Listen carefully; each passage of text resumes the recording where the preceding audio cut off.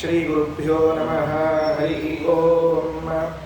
जयति हरिरचिन्त्यः सर्वदेवैकवन्द्यः परमगुरुरभीष्टावाप्तिरः सज्जनानां निखिलगुणगणानो नित्यनिर्मुक्तदोषः सरसिजनयनोऽसौ श्रीपतिर्मानदोषः अशेषवाद्याद्यमलापहन्त्री नवं नवं स्पष्टसुभप्रदायिनी ममेघजिह्वाग्रसुरङ्गनर्तकी भवप्रसन्ना वदने च मे श्रीः व्याप्तिर्यस्य निजे निजेन महसा पक्षे सपक्षे स्थितिः व्यावृत्तिश्च विपक्षतोऽथ विषये सत्तिर्न वै बाधिते नैवास्ति प्रतिपक्षयुक्तिरतुलम् शुद्धं प्रमाणं समे भूयात् तत्त्वविनिर्णयाय भगवान् आनन्दतीर्थो मुनिः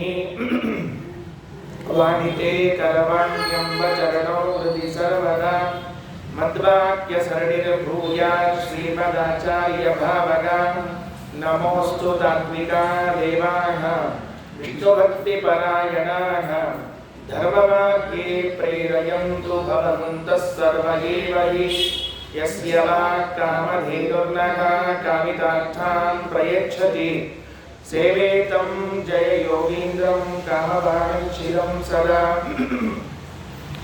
अस्मद्गुरुसमारम्भां टीकाकृत्पादमध्यगां श्रीमदाचार्यपर्यन्तां वन्दे गुरुपरम्परां पृथ्वीमण्डलमध्यस्थाः पूर्णबोधमतानुगाः वैष्णवा विष्णुहृदयाः तान् नमस्ये गुरून् मम आपादमौलिपर्यन्तं गुरूणामाकृतिं स्मरेत तेन विघ्नाः प्रणश्यन्ति सिद्ध्यन्ति च मनोरथाः वैकुण्ठरामो यङ्गौरे स्वयमेव स्वपूजकम् रघुप्रियाय योगीन्द्रं नौमि सद्ज्ञानसिद्धये। ಶ್ರೀಗುರುಭ್ಯೋ ನಮಃ. ಭಗವಂತನ ಬೇರೆ ಬೇರೆ ರೂಪಗಳಿಗೂ ವ್ಯಾಸ ರೂಪಕ್ಕೂ ಐಕ್ಯ ಚಿಂತನೆಯನ್ನು ಮಾಡ್ತಾ ಯಾದವಾರ್ಯರು ವ್ಯಾಸಗದ್ಯವನ್ನು ರಚನೆ ಮಾಡಿದ್ದಾರೆ. ನಿನ್ನೆ ಕೊನೆಯಲ್ಲಿ ಕೇಳುವಾಗ ವಿಷ್ಣು ಸಹಸ್ರ ನಾಮ ಅಂತ ನಾವು ಕೇಳುತ್ತೇವೆ, ಲೋಕದಲ್ಲಿ ಪ್ರಸಿದ್ಧವಾದದ್ದು. ಅದು ಒಬ್ಬ ಭಗವಂತನಿಗೆ 1000 ನಾಮಗಳಿವೆ ಅಂತನ್ನುವ ಅರ್ಥ ಬರುವುದಕ್ಕಿಂತಲೂ ಸಾಮಾನ್ಯವಾಗಿ ಅದೇ ಅರ್ಥ ಬರ್ತದೆ. ಆದರೆ ಹಾಗೆ ತಿಳಿಬೇಡ್ರಿ, 1000 ರೂಪಗಳಿವೆ ಎಂದು ತಿಳಿದುಕೊಳ್ಳ್ರಿ. ಒಂದೊಂದು ನಾಮಗಳನ್ನು ಹೇಳಿದಂತೆ ಒಂದೊಂದು ರೂಪಗಳ ಅನುಸಂಧಾನ ಮಾಡಿಕೊಳ್ಬೇಕು. ಶುಭಾಂಗೋ ಲೋಕಸಾರಂಗಃ ಸುತಂತು ಸ್ತಂತು ವರ್ಧನಃ, ಇವೆಲ್ಲವೂ ಒಂದೊಂದು ಭಗವಂತನ ರೂಪಗಳು. ಏನ್ ಕೆಲಸ ಮಾಡ್ತವೆ, ಹೇಗಿವೆ ಅಂತನ್ನುವುದನ್ನೆಲ್ಲ ತಿಳಿಸಲಿಕ್ಕೆ ಬೃಹತಿ ಸಹಸ್ರ ಎಂಬುವಂತಹ ವೇದ ಭಾಗ ಉಂಟು. ಆಚಾರ್ಯರು ಐತರೇಯ ಉಪನಿಷತ್ತಿನ ಭಾಷ್ಯದಲ್ಲಿ ಹೇಳುವಾಗ ಇದನ್ನು ಸವಿಸ್ತಾರವಾಗಿ ನಿರೂಪಣೆ ಮಾಡುತ್ತಾರೆ. ಒಂದು ರೂಪವನ್ನು ತೆಗೆದುಕೊಂಡ್ರೆ, ವಿಶ್ವಂ ಅಂತ ತೆಗೆದುಕೊಂಡ್ರೆ ಅದರ ಮಹಿಮೆಯನ್ನು ಹೇಳುವ, ಅದರ ಕ್ರಿಯೆಗಳನ್ನು ಹೇಳುವಂತಹ ಒಂದು ಮಂತ್ರ ಇದೆ. ಆ ಮಂತ್ರದಿಂದ ಅದು ತಿಳಿಯಲ್ಪಡ್ತದೆ ಅಂತ. ಹೀಗೆ 1000 ರೂಪಗಳಿಗೆ 1000 ಮಂತ್ರಗಳು, ಆ 1000 ಮಂತ್ರಗಳಿಂದ ಪ್ರತಿಪಾದ್ಯವಾದ 1000 ರೂಪಗಳ ನಾಮಗಳನ್ನು ವಿಷ್ಣುವಿನ ಸಹಸ್ರ ನಾಮ ಅಂತ ಕರೆಯಲಿಕ್ಕೆ ಅಭ್ಯಾಸ ಮಾಡಿಕೊಂಡಿದ್ದೇವೆ ಅಂತ ತಿಳಿಸಿಕೊಡ್ತಾರೆ.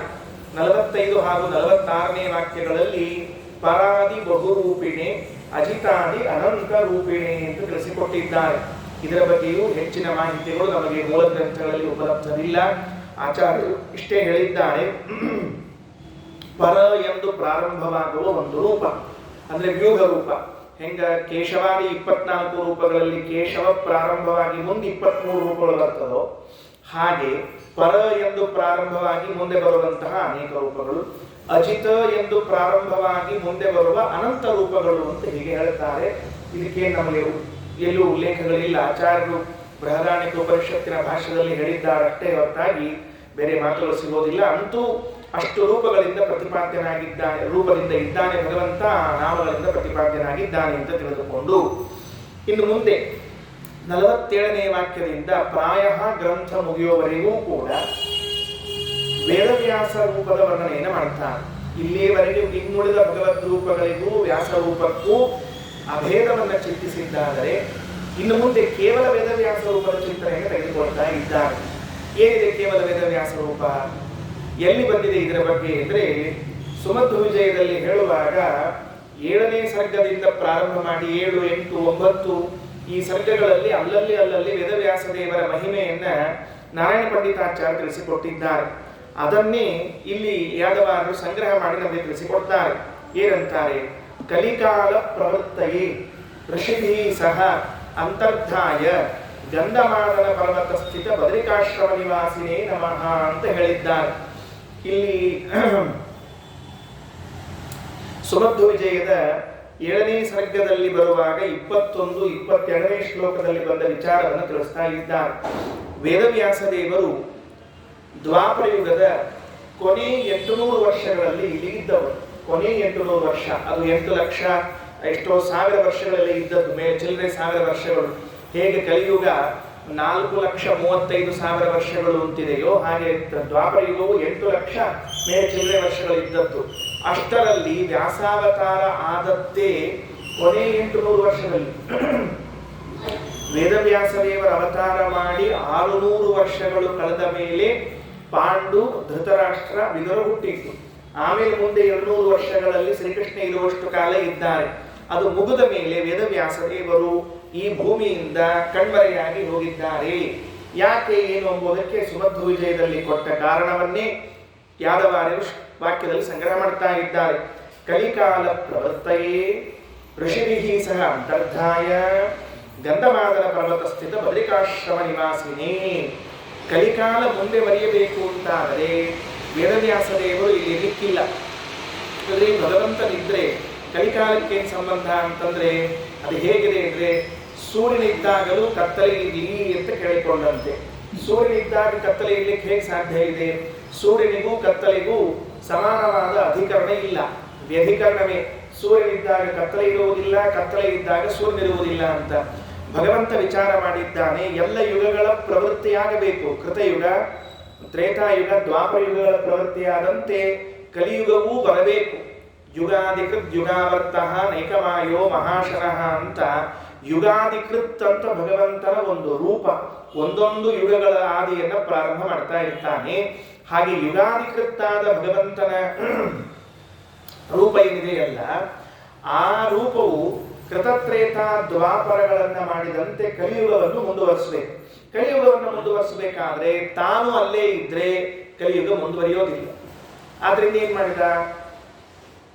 ತಾನು ಕಣ್ಮರೆಯಾಗಬೇಕು. ಸರಿ, ಅವನೊಬ್ಬರೇ ಹೋಗ್ಬೇಕಾಗಿತ್ತು ಭಗವಂತ. ಅಂದ್ರೆ ಋಷಿಭಿಹಿ ಸಹ ಅಂತರ್ಧಾಯ, ಋಷಿಗಳನ್ನೂ ಕರೆದುಕೊಂಡು ಹೋಗ್ಬಿಟ್ಟಂತೆ. ಯಾಕೆ ಅಂದ್ರೆ ನೋಡಿ, ಇವತ್ತು ಯಾಕೆ ಋಷಿಗಳು ಇಲ್ಲಿ ನಮಗೆ ಕಾಣಿಸುವುದಿಲ್ಲ ಅಂದ್ರೆ ವೇದವ್ಯಾಸ ದೇವರ ಜೊತೆಗೆ ಅವರ ಆಶ್ರಮಕ್ಕೆ ಹೋಗಿಬಿಟ್ಟಿದ್ದಾರೆ. ಯಾರೂ ಕೂಡ ಇಲ್ಲಿ ಉಳಿದುಕೊಂಡಿಲ್ಲ. ಅವರ ಶಿಷ್ಯ ಪ್ರಶಿಷ್ಯ ಪರಂಪರೆ ಬಂದು ನಮ್ಮವರೆಗೆ ವೇದಗಳು, ವೇದಕ್ಕೆ ವ್ಯಾಖ್ಯಾನಗಳೆಷ್ಟಿದೆಯೋ ಆ ಗ್ರಂಥಗಳನ್ನು ಮುಗಿಸಿ ಹೋಗ್ಬಿಟ್ಟಿದ್ದಾರೆ ಹೊರತಾಗಿ ಅವರು ಯಾರು ಇಲ್ಲಿ ಉಳ್ಕೊಳ್ಳೋದಿಲ್ಲ. ಭಾಗವತದ 11ನೇ ಸ್ಕಂದದಲ್ಲಿ ಶ್ರೀಕೃಷ್ಣ ಎಲ್ಲ ಯಾರವರನ್ನ ಇಲ್ಲಿಂದ ಕರೆದುಕೊಂಡು ಹೋಗಬೇಕು ಅಂತ ಸಂಕಲ್ಪ ಮಾಡಿದ್ದಂತೆ. ಶ್ರೀಮದಾಚಾರ್ಯ ಅಂತಾರೆ, ದೇವರ ಅವತಾರ ಕಾರ್ಯ ಮುಗಿದಿದ್ರೆ ದೇವರಷ್ಟೇ ಹೋಗಬೇಕು, ಯಾದವರನ್ನೆಲ್ಲ ಯಾಕೆ ಕರ್ಕೊಂಡು ಹೋಗ್ಬೇಕಾಗಿತ್ತು ಅಂತ 2 ಕಾರಣ ಕೊಡ್ತಾರೆ. ಯಾಕೆ ಕೃಷ್ಣ ಯಾದವರನ್ನೆಲ್ಲ ಕರ್ಕೊಂಡು ಹೋಗಬೇಕು ಅಂತ ಇಚ್ಛೆ ಮಾಡಿದ್ದು. ಮೊದಲನೇದ್ದು, ಸತಾಮಪಿ ಕಲವು ಪ್ರಾಪ್ತೆ ವಿಕಾರೋ ಮನಸ್ಸೋ ಭವೇತ. ಸಜ್ಜನರು ಕಲಿಯುಗದಲ್ಲಿ ಉಳಿದುಕೊಂಡ್ರೆ ಅಂಥವರ ಮನಸ್ಸು ವಿಕಾರಕ್ಕೆ ಒಳಗಾಗಿಯೇ ಬಿಡುತ್ತದೆ ಅಂತ ಹೇಳಿದ್ದಾನೆ. ಮಹಾಪ್ರಭುದಲ್ಲಿ ಕಲಿ ಎಂಥವರನ್ನೂ ಬಿಡುವುದಿಲ್ಲ, ಎಂಥವರನ್ನೂ ವ್ಯವಸ್ಥೆ ಮಾಡ್ತಾನೆ. ಆದ್ರಿಂದ ಆ ಕಲಿ ಇದ್ದಾಗ ಸಜ್ಜನರು ಉಳ್ಕೊಂಡ್ಬಿಟ್ರೆ ಅವರ ಮನಸ್ಸು ವಿಕಾರವಾಗಿ ಬಿಡ್ತದೆ. ಅದರಿಂದ ಅವರಿಂದ ಸಾಧನೆಗಳಾಗಬೇಕಾದದ್ದೆಲ್ಲ ಹೊರಟು ಹೋಗ್ಬಿಡ್ತದೆ. ಬೇಡ, ಅವ್ರು ಭಾರಿ ಪ್ರಬಲರಿದ್ದಾರೆ, ಕಲಿಯನ್ನು ಮೀರಿಕೊಳ್ತಾರೆ ಅನ್ನೋದಾದ್ರೆ ಆಗ ಕಲಿಯುಗ ನಡೆಯೋದಿಲ್ಲ. ಅದಕ್ಕೆ ಕಲಿಯುಗ ನಡೆಯಬೇಕು ಅಂತ ಆದ್ರೆ ಸಜ್ಜನರು ಇರಬಾರ್ದು. ಸಜ್ಜನರು ಇದ್ದದ್ದಾದ್ರೆ ಅವರಿಗೆ ಮನಸ್ಸಿಗೆ ವಿಕಾರ ಆಗ್ತದೆ. ಈ 2 ಕಾರಣದಿಂದಾಗಿ ಭಗವಂತ ಅವರನ್ನು ಕರ್ಕೊಂಡು ಹೋಗ್ಬಿಟ್ಟ ಅಂತ ಹೇಳಿ ಆಚಾರ್ಯರು ಕಾರಣವನ್ನು ಕೊಟ್ಟಿದ್ದಾರೆ ಭಾಗವತ ತಾತ್ಪರ್ಯದಲ್ಲಿ. ಅದೇ ರೀತಿಯಾಗಿ ಇಲ್ಲೂ ಕೂಡ ಅಲ್ಲಿ 7ನೇ ಸರ್ಗದಲ್ಲಿ ಹೇಳುವಾಗ ನಾರಾಯಣ ಪಂಡಿತಾಚಾರ್ಯ ಹೀಗೆ ಹೇಳ್ತಾರೆ, ನಿರವಗ್ರಹ ಮುರ್ವನುಗ್ರಹಂ ವಿಧದತ್ ಪಾಂಡು ಸುತಾದಿ ಸಜ್ಜನೆ ಅವನ ಭವನಾಯ ಸಂವಿದ ಶುಚಿರಾಯೈಷ ಚಚಾರ ಚಾರುಣೀ. ಬಹಳ ಚೆನ್ನಾಗಿದೆ. ಸುಮಧ್ವಿಜಯವನ್ನ ಒಂದೊಂದು ಶ್ಲೋಕಗಳನ್ನು ಕೇಳ್ತಾ ಇದ್ರೆ ಆಚಾರ್ಯರ ಆ ಚರಿತ್ರೆಯೇ ನಮಗೆ ರೋಮಾಂಚನಕಾರಿ. ಮೈಸ್ಪೂಂ ರೋಮಾಂಚನ ಆಗ್ತಾ ಸ್ಫೂರ್ತಿ ಬರ್ತದೆ. ಸಂಚಾರ ಮಾಡಿದಂತೆ ವೇದವ್ಯಾಸದೇವರು ನಿರವಗ್ರಹಮುರ್ವನುಗ್ರಹಂ ವಿದದತ್ ಪಾಂಡು ಸುತಾದಿ ಸಜ್ಜನೇ. ಪಾಂಡವರ ಮೇಲೆ ಉಳಿದ ಸಜ್ಜನರ ಮೇಲೆ ವಿಶೇಷವಾದ ಅನುಗ್ರಹವನ್ನ ಮಾಡಬೇಕು ಅಂತ ಇಲ್ಲಿಯೇ ಸಂಚಾರ ಮಾಡಿದಂತೆ ವೇದವ್ಯಾಸದೇವರು ಎಷ್ಟೋ ದಿವಸ ಅದಾದ ಮೇಲೆ ವಿಚಾರ ಮಾಡಿದರು. ಪಾಂಡವರೆಲ್ಲ ಹೊರಟು ಹೋದ್ರು, ಕೃಷ್ಣ ಹೊರಟು ಹೋದ, ನಾನೇನ್ ಮಾಡಲಿ ದೊಡ್ಡ ವೇದವ್ಯಾಸದೇವರು ತನ್ನದೇ ಆದ ಕೃಷ್ಣ ರೂಪ, ತನ್ನ ಭಕ್ತರಾದ ಪಾಂಡವರು ಭೀಷ್ಮ ದ್ರೋಣಾದಿಗಳೆಲ್ಲರೂ ಹೊರಟು ಹೋದ್ಮೇಲೆ ವೇದವ್ಯಾಸದೇವರು ವಿಚಾರ ಮಾಡಿದ್ರು, ಕಲಿಕಾಲ ಬರ್ತಾ ಇದೆ, ಅದಕ್ಕೆ ಅವಕಾಶ ಮಾಡಿ ಕೊಡೋಣ ಅಂತ ಅಧುನಾ ಕಲಿಕಾಲವೃತ್ತಯೇ. ಏನ್ ಚಂದಾದ ವಾಕ್ಯ, ಅದನ್ನೇ ಹೇಳಿದ್ದಾರೆ. ಕಲಿಕಾಲ ಪ್ರವೃತ್ತಯೇ ಋಷಿಭಿಃ ಸಹ ಗಂಧ ಅಂತರ್ಧಾಯ ಗಂಧಮಾದನ ಪರ್ವತ ಸ್ಥಿತ ಬದರಿಕಾಶ್ರಮ ವಾ ನಿವಾಸಿನೇ ನಮಃ. ಅಧುನಾ ಕಲಿಕಾಲವೃತ್ತಯೇ ಸಹಿತೇವ ಕ್ಷಣದಾನವೃತ್ತಯೇ ಜನದೃಕ್ ವಿಷಯತ್ವಮತ್ಯಜತ್ ಭಗವಾನಾಶ್ರಮವಾಮ ಸನ್ನಿಪಂ. ಅಧುನಾ ಕಲಿಕಾಲವೃತ್ತಯೇ, ಬರ್ಲಿ ಕಲಿ ಬರ್ಲಿ ಆಚಾರ, ಕಲಿ ಬರ್ಲಿ ಅಂತ ಇಷ್ಟ ಹೇಳ್ತಿರ್ತೀರಿ. ಕಲಿ ಬಂದು ಮಾಡಿದ ಅನರ್ಥಗಳು ದಿನ ಬೆಳಗಾಗಿದ್ರೆ ನ್ಯೂಸ್ಗಳಲ್ಲಿ ಪೇಪರ್ಗಳಲ್ಲಿ ಎಲ್ಲ ಕಡೆ ಓದ್ತೀವಿ. ಇಂಥ ಕಲಿನ ಯಾಕೆ ಬಿಡಬೇಕಾಗಿತ್ತು, ಇಂಥ ಕಲಿನ ಬಿಡಲೇಬಾರ್ದಾಗಿತ್ತಲ್ಲ ಅಂತಂದ್ರೆ ಅದಕ್ಕೆ ಕಲಿಯುಗದಲ್ಲಿ ಎಷ್ಟೆಲ್ಲ ದೋಷಗಳಿದ್ರೂ ಕೂಡ ಒಂದು ಗುಣ ಇದೆ ಅಂತ. ಭಾರಿ ಆಶ್ಚರ್ಯ. ಕಲಿಯೊಳಗೂ ಒಂದು ಗುಣ ಅದ ಅಂತ ಯಾರು ಹೇಳಿದ್ದು? ವೇದವ್ಯಾಸರು ಹೇಳಿದ್ದಾರೆ ಭಾಗವತದಲ್ಲಿ ಹೇಳುವಾಗ. ಕಲಿಯಲ್ಲಿ ಸಾವಿರ ದೋಷಗಳಿದ್ರು ಒಂದೇ ಒಂದು ಗುಣ ಇದೆ. ಏನು ಅಂತ ಕೇಳಿದ್ರೆ, ಇನ್ನು ಇತರ ಯುಗಗಳಲ್ಲಿ ಮಾಡಿದ ಸಾಧನೆಗಳು 16 ವರ್ಷಗಳು ತೆಗೆದುಕೊಂಡ್ರೆ ಫಲ ಕೊಡ್ಲಿಕ್ಕೆ ಅಥವಾ ಸಾಧನೆ ಆಗ್ಲಿಕ್ಕೆ ಕಲಿಯುಗದಲ್ಲಿ ದಿನ ಮಾತ್ರದಲ್ಲಿ, ಗಂಟೆಗಳಲ್ಲಿ, ನಿಮಿಷದಲ್ಲಿ, ಕ್ಷಣ ಮಾತ್ರದಲ್ಲಿ ಫಲವನ್ನ ಕೊಡ್ಲಿಕ್ಕೆ ತಯಾರಾಗ್ತದಂತೆ ಈ ಕಲಿ. ಯಾಕೆ? ಕಲಿಕಾಲದಾಗ ಮಾಡಬೇಕು ಅಂತ ಹೊರಟಾಗ ವಿಗ್ರಹಗಳು ಮಾಡಿರ್ತಾವ.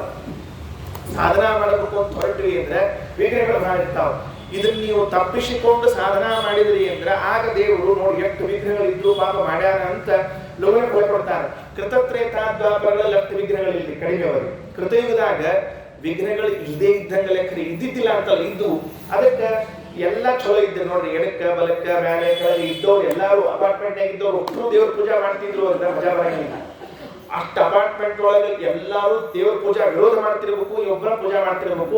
ಆಗ ಫಲ ಜಾಸ್ತಿ. ಗಂಟೆ ಬರೆಸ್ತಾರೆ ನೋಡ್ರಿ, ಗಂಟೆ ಬರೆಸ್ತಾರೆ. ಈ ಕಮಿಟಿ ಮೀಟಿಂಗ್ ಇರ್ತದೆ ನೋಡ್ರಿ, ಅಪಾರ್ಟ್ಮೆಂಟ್ ಮೀಟಿಂಗ್ ಅಂತಿರಂಗಿಲ್ಲ, ಕಂಪ್ಲೇಂಟ್. ನೀವು ಗಂಟೆ ಬರೆಸ್ತಾರೆ ಬೆಳಿಗ್ಗೆ 9 ಗಂಟೆಗೆ ಅಂತಂದ್ರೆ ಕರೆಕ್ಟ್ ಪೂಜಾ ಮಾಡೋದಂತ. ಯಾಕೆ ಹೇಳ್ರಿ? ಎಲ್ಲ ವಿರೋಧಗಳು ಪೂಜಾ ಮಾಡ್ಲಿಕ್ಕೆ ಅಂದ್ರೆ ಬೇಗ ಫಲ ಕೊಡ್ತಾನೆ ದೇವರು. ಅದಕ್ಕೆ ಕಲಿಕಾಲದಲ್ಲಿ ಸಾಧನೆ ಅಂತ ಅನ್ನೋದು ಬೇಗನೆ ಫಲದಾಯಕವಾದ್ರಿಂದ ಬಿಟ್ಟಿದ್ದಾರೆ. ಮತ್ತು ಕಲಿಕಾಲದಲ್ಲಿ ಎಲ್ಲರೂ ಎಲ್ಲ ಕೃತತ್ರೇತಾದ್ವಾಪರಗಳಲ್ಲಿ ಹುಟ್ಟಿ ಬರೋದಿಲ್ಲ. ಮತ್ತು ನಮ್ಮ ತೋರಲ್ಲಿ ಹುಟ್ಟಿ ಬರ್ಬೇಕು. ನಾವು ಕಲಿಯುಗದಾಗ ಹುಟ್ಟಿ ಬರ್ಬೇಕು. ಒಬ್ಬರಿಂದ ಒಬ್ಬರು ಮುಂದೆ ಹುಟ್ಟಿ ಅಂತ ಬರ್ಬೇಕು ಇಲ್ಲೇ. ಮತ್ತು ನಮ್ಮ ಸಾಧನೆ ಆಗಲಿ ಅಂತ ತಿಳ್ಕೊಂಡು ವೇದವ್ಯಾಸರಾಗಲಿ ಕಲಿಯುಗ ಬರಲಿ ಅಂತ ಬಿಟ್ಟಿದ್ದಾರೆ.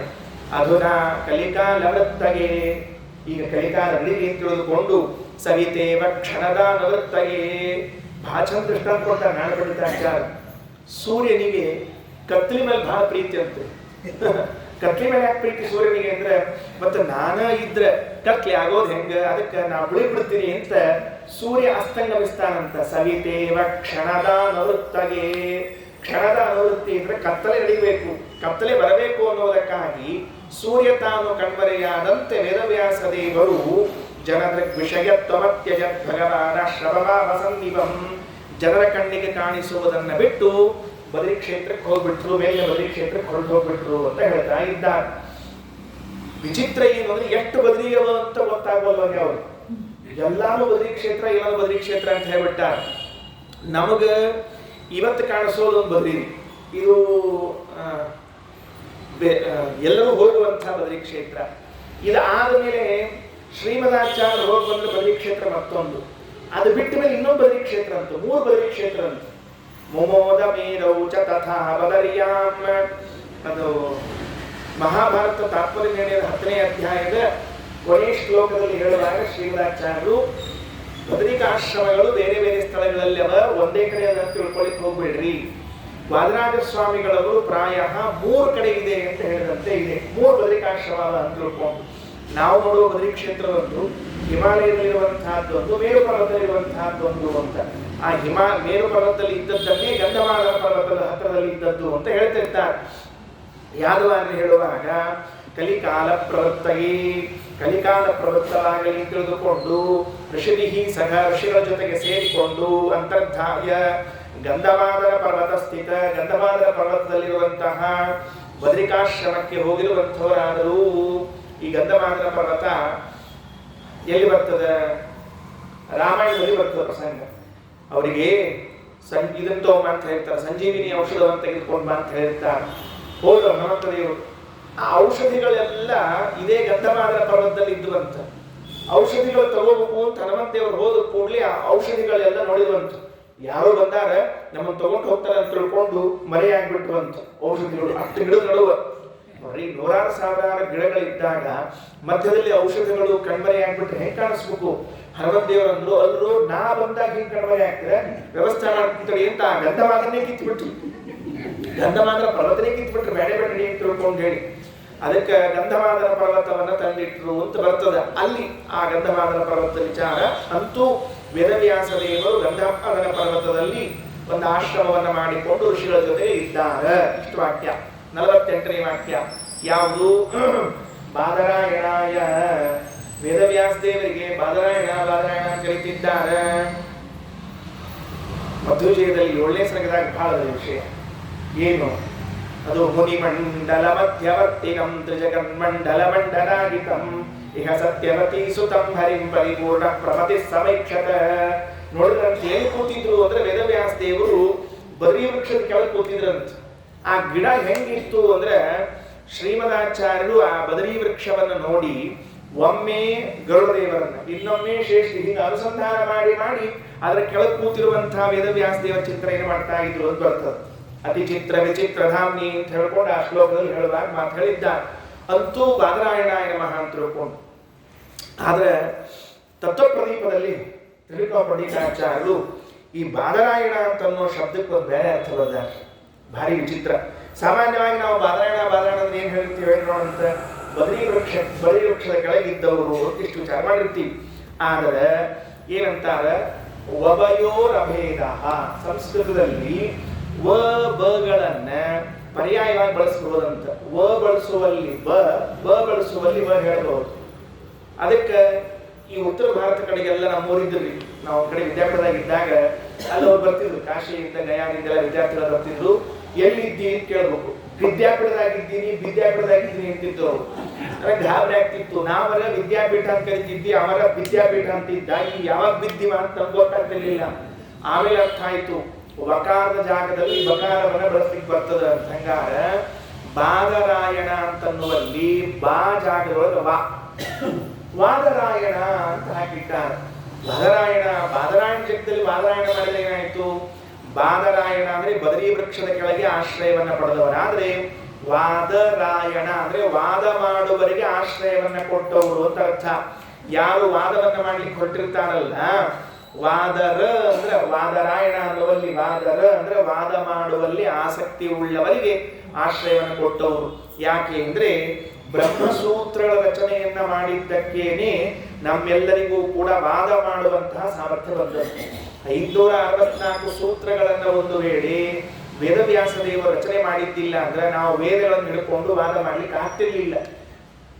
ಕೇವಲ ಸೂತ್ರಗಳಲ್ಲ, ಬೇರೆ ಬೇರೆ ಗ್ರಂಥಗಳನ್ನು ರಚನೆ ಮಾಡಿ ನಮಗೆ ವಾದವನ್ನ ಮಾಡಲಿಕ್ಕೆ ಅನುಕೂಲ ಮಾಡಿಕೊಟ್ಟವರು ಅವರಾದ್ದರಿಂದ ಅವರಿಗೆ ವಾದರಾಯಣ ಅಂತ ಕರೀಬೇಕು ಅಂತ ತ್ರಿವಿಕ್ರಮ ಪಂಡಿತಾಚಾರ್ಯರು ತತ್ವಪ್ರದೀಪದಲ್ಲಿ ಹೇಳಿದ್ದಾರೆ. ನಮ್ಮ ಜಗನ್ನಾಥದಾಸರು ಹೇಳುವಾಗ ನೀವು ಬಾದರಾಯಣ ಯಾಕೆ ಅಂದ್ರೆ ವೇದಪೀಠ ವಿರಿಂಚಿ ಭವಶಕ್ರಾದಿಸುರ ವಿಜ್ಞಾನದಾಯಕ ಮೋದ ಚಿನ್ಮಯ ಗಾತ್ರ ಲೋಕ ಪವಿತ್ರ ಸುಚರಿತ್ರ ಛೇದ ಭೇದ ವಿಷಾದ ಕುಟಿಲಾಂತಾದಿ ಮಧ್ಯ ವಿಧೂರ ಆದಾನಾದಿ ಕಾರಣ ಬಾದರಾಯಣ ಬಾದಿ ಸತ್ರಾಣ. ವೇದಪೀಠ, ವೇದಗಳನ್ನೇ ಪೀಠವನ್ನಾಗಿ ಮಾಡ್ಕೊಂಡ್ಬಿಟ್ಟಾರೆ. ಅವರಿಗೆಲ್ಲ ವೇದ ಪ್ರತಿಪಾದ್ಯರಾದ ಭಗವಂತ ವೇದಗಳನ್ನೇ ಪೀಠಗಳನ್ನಾಗಿ ಮಾಡಿಕೊಂಡಿದ್ರೆ ಏನ್ ದೊಡ್ಡ ವಿಷಯ ಅಲ್ಲ. ವೇದಪೀಠ ವೇದವನ್ನೇ ಪೀಠವನ್ನಾಗಿ ಮಾಡಿಕೊಂಡಿರುವಂಥವ್ರು ವೇದವ್ಯಾಸ ದೇವರು ತಿಳಿಸಿಕೊಟ್ಟಿದ್ದಾರೆ. ಇಲ್ಲಿ ಬಾದರಾಯಣಾಯ ನಮಃ ಅಂತ ತಿಳ್ಕೊಳ್ರಿ. ಇದಾದ ಮೇಲೆ ಮುಂದಿನ ವಾಕ್ಯ 49 50 ಬಂತಂದ್ರೆ ಹಾಫ್ ಸೆಂಚುರಿ ಇನ್ನೇನು ಅದಕ್ಕೆ 49ನೇ ವಾಕ್ಯದಲ್ಲಿ ಯಾರ್ಯಾರು ವೇದವ್ಯಾಸ ದೇವರ ಶಿಷ್ಯರು ಅಂತ ಪರಿಚಯ ಮಾಡಿಸ್ತಾರೆ. ಯಾರವರು ಶಿಷ್ಯರು ಅಂದ್ರೆ ಮೊದಲನೇ ಪೀಳಿಗೆ ಶಿಷ್ಯರು ಅಂತ ಅರ್ಥ ಇರುತ್ತೆ.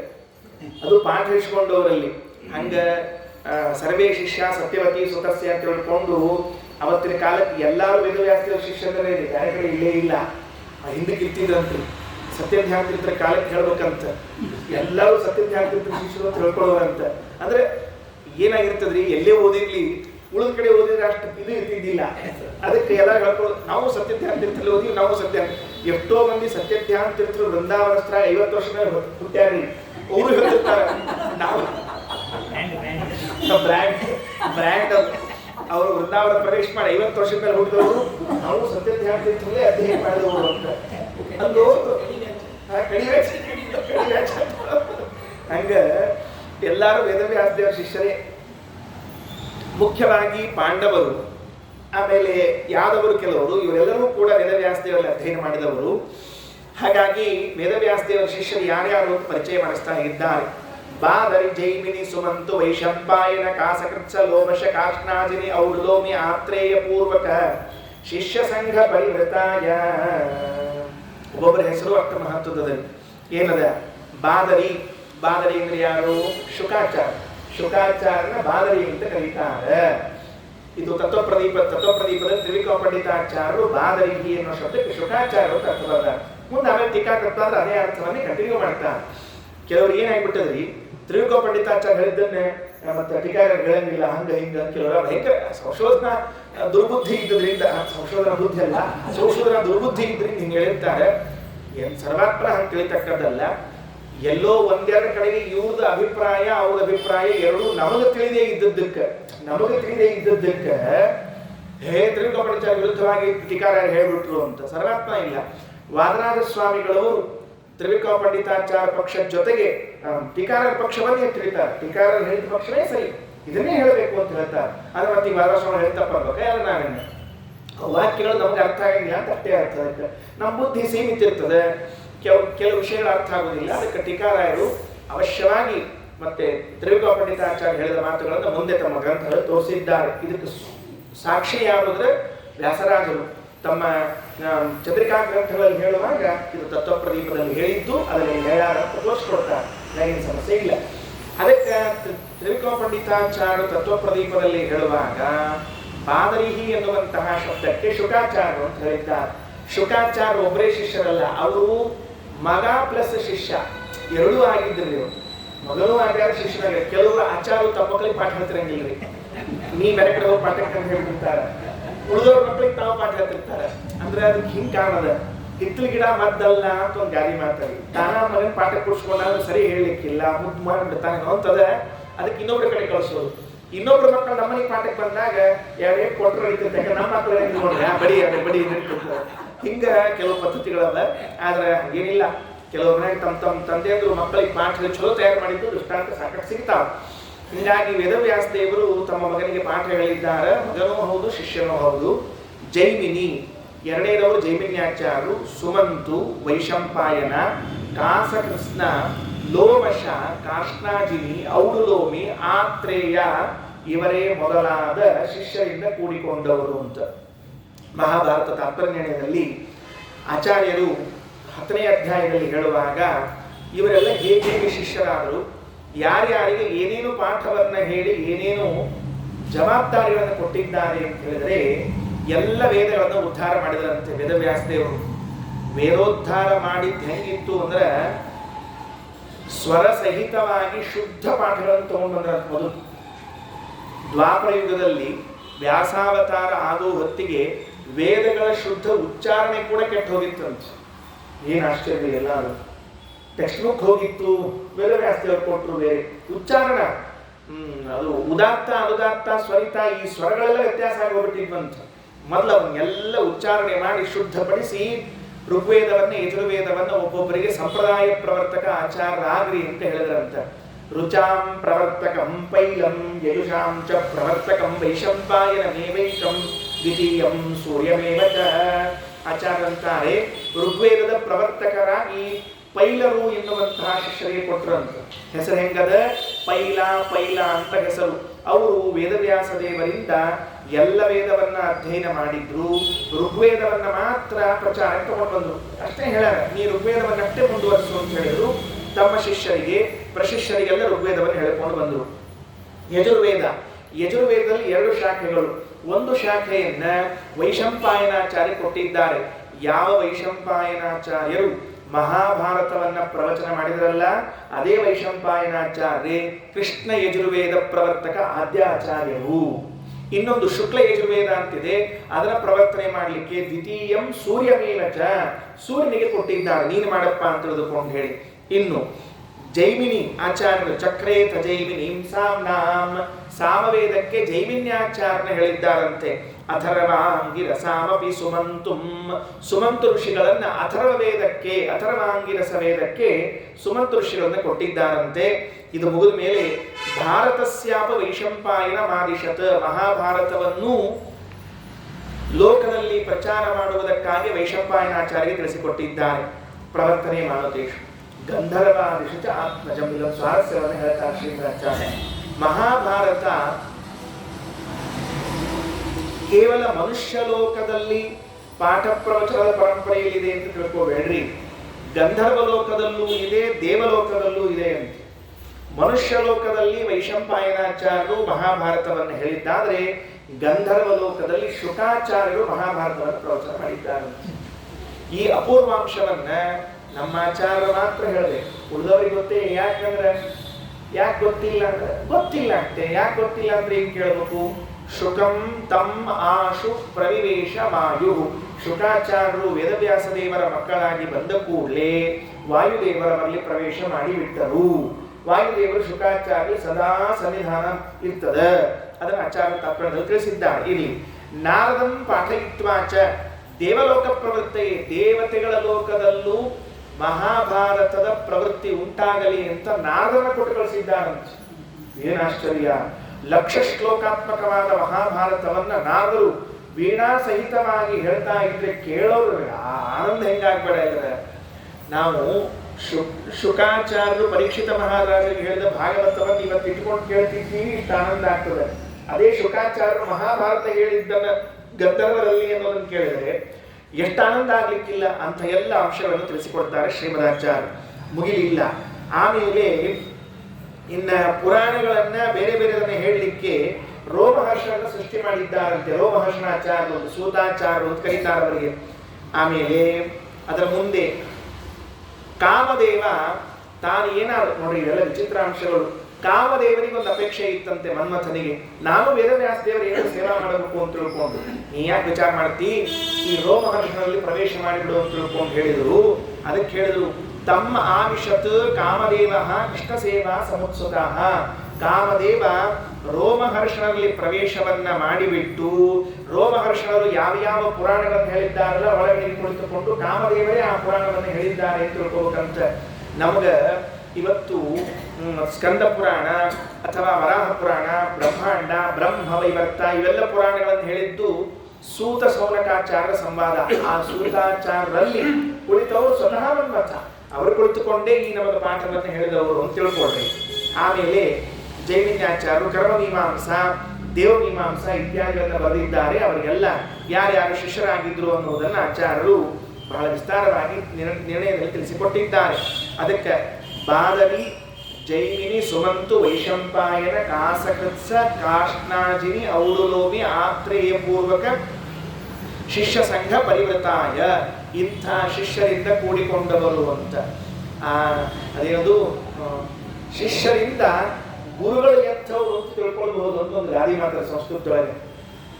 ಅದೇನು ಛಾತ್ರೇಣ ಉಪಾಧ್ಯಾಯ ಮದ್ರಾಕ್ಷಂ ಅಂತ ತಿಳ್ಕೊಂಡು ಎಂಥ ಶಿಷ್ಯರಿದ್ದಾರೆ ಅಂತ ನೋಡಿದ್ರೆ ಅವರಿಗೆ ಪಾಠ ಹೇಳಿದ ಗುರುಗಳು ಎಂಥವ್ರು ಅಂತ ಅರ್ಥ ಆಗ್ತಿರ್ತಾವಂತ.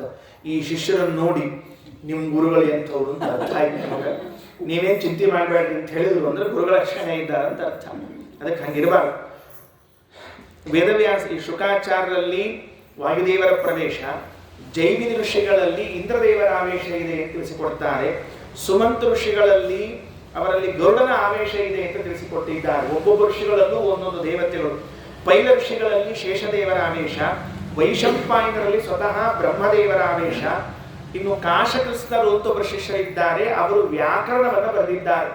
ಆಶ್ಚರ್ಯ ಏನು ಅಂದರೆ ಇದು ಪಾಣಿನಿಗಿಂತಲೂ ಮೊದಲಿರುವಂತಹ ವ್ಯಾಕರಣ ಕಾಶಕೃಷ್ಣ ವ್ಯಾಕರಣ ಅಂತ. ಅದು ವೇದವ್ಯಾಸ ದೇವರ ಶಿಷ್ಯರಾದ ಕಾಶಕೃಷ್ಣರು ಬರೆದಿರುವಂತಹ ವ್ಯಾಕರಣ.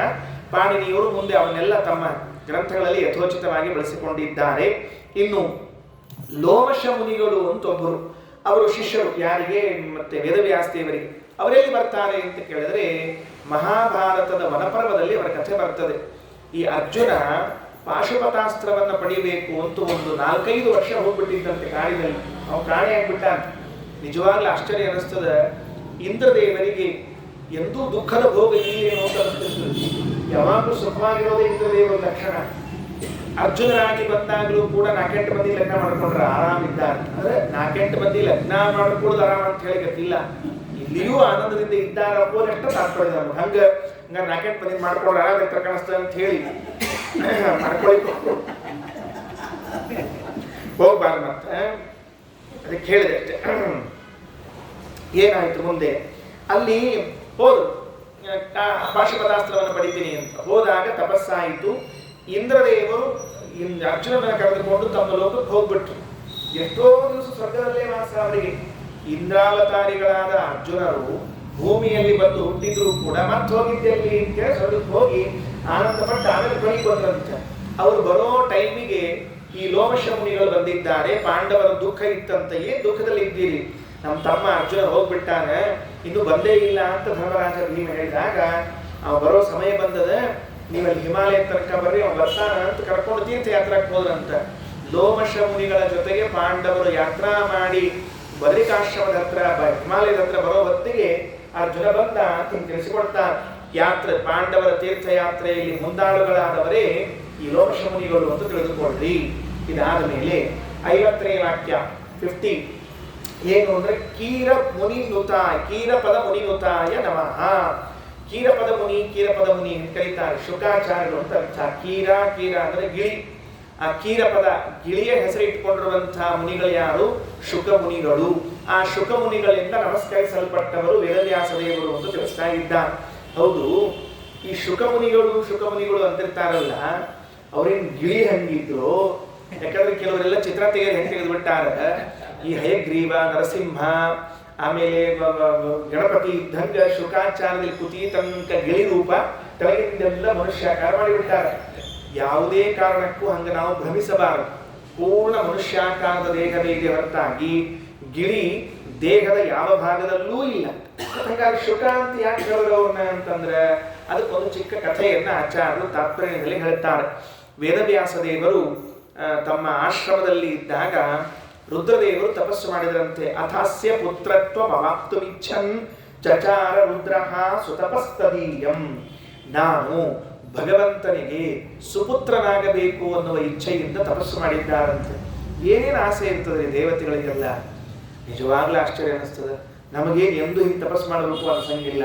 ದೇವರೇ, ಜನ್ಮಾಂತರಗಳಲ್ಲೂ ಶಾಲಿಗ್ರಾಮ ಚಕ್ರಾಂಕಿತ ಮುಟ್ಟಿ ಪೂಜಾ ಮಾಡೋ ಭಾಗ್ಯ ಕೊಡು ಅಂತ ಇವತ್ತು ತಪಸ್ಸು ಮಾಡ್ತೀವಿ ಅಂತ ನಾವೇ ಅನ್ನಂಗಿಲ್ಲ.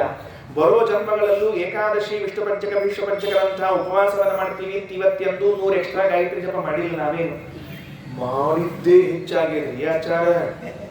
ಅದೇನು ಸಹಸ್ರ ಪರಮಾಂ ದೇವೀಂ ದಶಮಧ್ಯಾಂ ಶತಮಧ್ಯಾಂ ದಶಾವರಾಂ 10 ಮಾಡಿ ಎಷ್ಟು ಸತ್ಯ ಹೇಳ್ಕೊಂಡಿರ್ತೀವಿ ಎಲ್ಲರ. ಮತ್ತು ಪ್ರತ್ಯೇಕ ತಪಸ್ಸು ಅಂತ ಇಲ್ವೇ ಇಲ್ಲ. ರುದ್ರದೇವರಿಗೆ, ವಾಯುದೇವರಿಗೆ, ಗರುಡಶೇಷಾದಿ ದೇವತೆಗಳಿಗೆ ಭಗವಂತನ ಸಂಬಂಧಿಕರಾಗಿ ಹುಟ್ಟಬೇಕು ಅಂತ ತಿಳ್ಕೊಂಡು ಅಲ್ರಿ.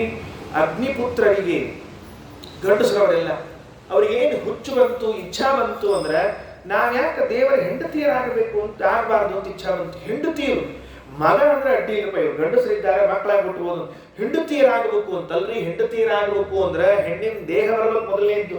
ರೆಡಿ ಅಂದ್ರೆ ಹೆಣ್ಣಿನ ದೇಹ ಹೊತ್ಕೊಂಡಿರ್ಲಿಕ್ಕೂ ಅಡ್ಡಿ ಇಲ್ಲ, ತಯಾರಿದ್ದೀವಿ ಅಂತ. ಒಂದು ಜನ್ಮ ಪೂರ್ಣ ತಪಸ್ಸು ಮಾಡಿ ವಾಯುದೇವರ ಅನುಗ್ರಹಕ್ಕೆ ಪಾತ್ರರಾಗಿ ಹೆಣ್ಣಾಗುಟ್ಟಿ ಬದರಿಗೆ ಹೋಗಿ ಬದರಿ ನಾರಾಯಣನಲ್ಲಿ ಒಂದು ಜನ್ಮ ಪೂರ್ಣ ಸೇವಾ ಮಾಡಿ ಹೆಂಡತಿಯರು ಹೆಂಗಿರ್ತಾರೆ ಹೆಂಗಿರ್ಬೇಕು ಅಂತ ಒಂದು ಜನ್ಮ ಟ್ರೈನಿಂಗ್ ತಗೊಂಡಾರಂತ ಊಹಾ ಮಾಡ್ತೀವ ಇದನ್ನೆಲ್ಲ ಅರ್ಥ ಆಗ್ತದೆ ನಮಗಿದು. ಒಂದು ಜನ್ಮ ಪೂರ್ಣ ಬರೀ ಹೆಣ್ಮಕ್ಳು ಹೆಂಗಿರುತ್ತೆ, ಯಾಕಂದ್ರೆ ಹಿಂದಿನ ಜನ್ಮದಾಗ ಗಂಡಸರಾಗಿದ್ರಿ ಇವರು, ಮುಂದಿನ ಜನ್ಮದಾಗ ಇದ್ದಕ್ಕಿದ್ದಂಗೆ ಹೆಣ್ಮಕ್ಳು ಆಗ್ಬಿಟ್ರ ಧರ್ತಿ ಹಂಗೆ ಇರ್ತಾವ್ರಿ, ಕೂಡೋ ಧರ್ತಿ ಏಳೋ ಧರ್ತಿ ಎಲ್ಲ ಹಂಗೆ ಇರ್ತಾರೆ. ಈ ಪರಿಸ್ಥಿತಿ ಅವಾಗ ಗಂಟ ಆದವಾಗ ಹಾಗೆ ಆಗಿರ್ತಾರ, ನೀನೇನೋ ಗಂಟ ಆಗಿದ್ದಿ ಕಾಣಿಸ್ತದೆ ರಾಧಾ ಹೆಂಡತಿ ಆಗಿದ್ದೆ ಅಂತೇಳಿ. ಅದಕ್ಕೆ ಒಂದು ಜನ್ಮ ಪೂರ್ಣ ಟ್ರೈನಿಂಗ್ ತಗೊಂಡು ಆಮೇಲೆ ಕೃಷ್ಣಾವತಾರಕ್ಕೆ ಬಂದಾಗ ಹೆಂಡತಿಯರಾಗಿ 16,000 ಮಂದಿ ಅವರು. ಅಂದಮೇಲೆ ಕೆಲವರಿಗೆ ಭಗವಂತನ ಹೆಂಡತಿಯರಾಗಬೇಕು ಅಂತ, ಇನ್ನು ಕೆಲವರಿಗೆ ದೇವರ ಮಕ್ಕಳಾಗಬೇಕು ಅಂತ.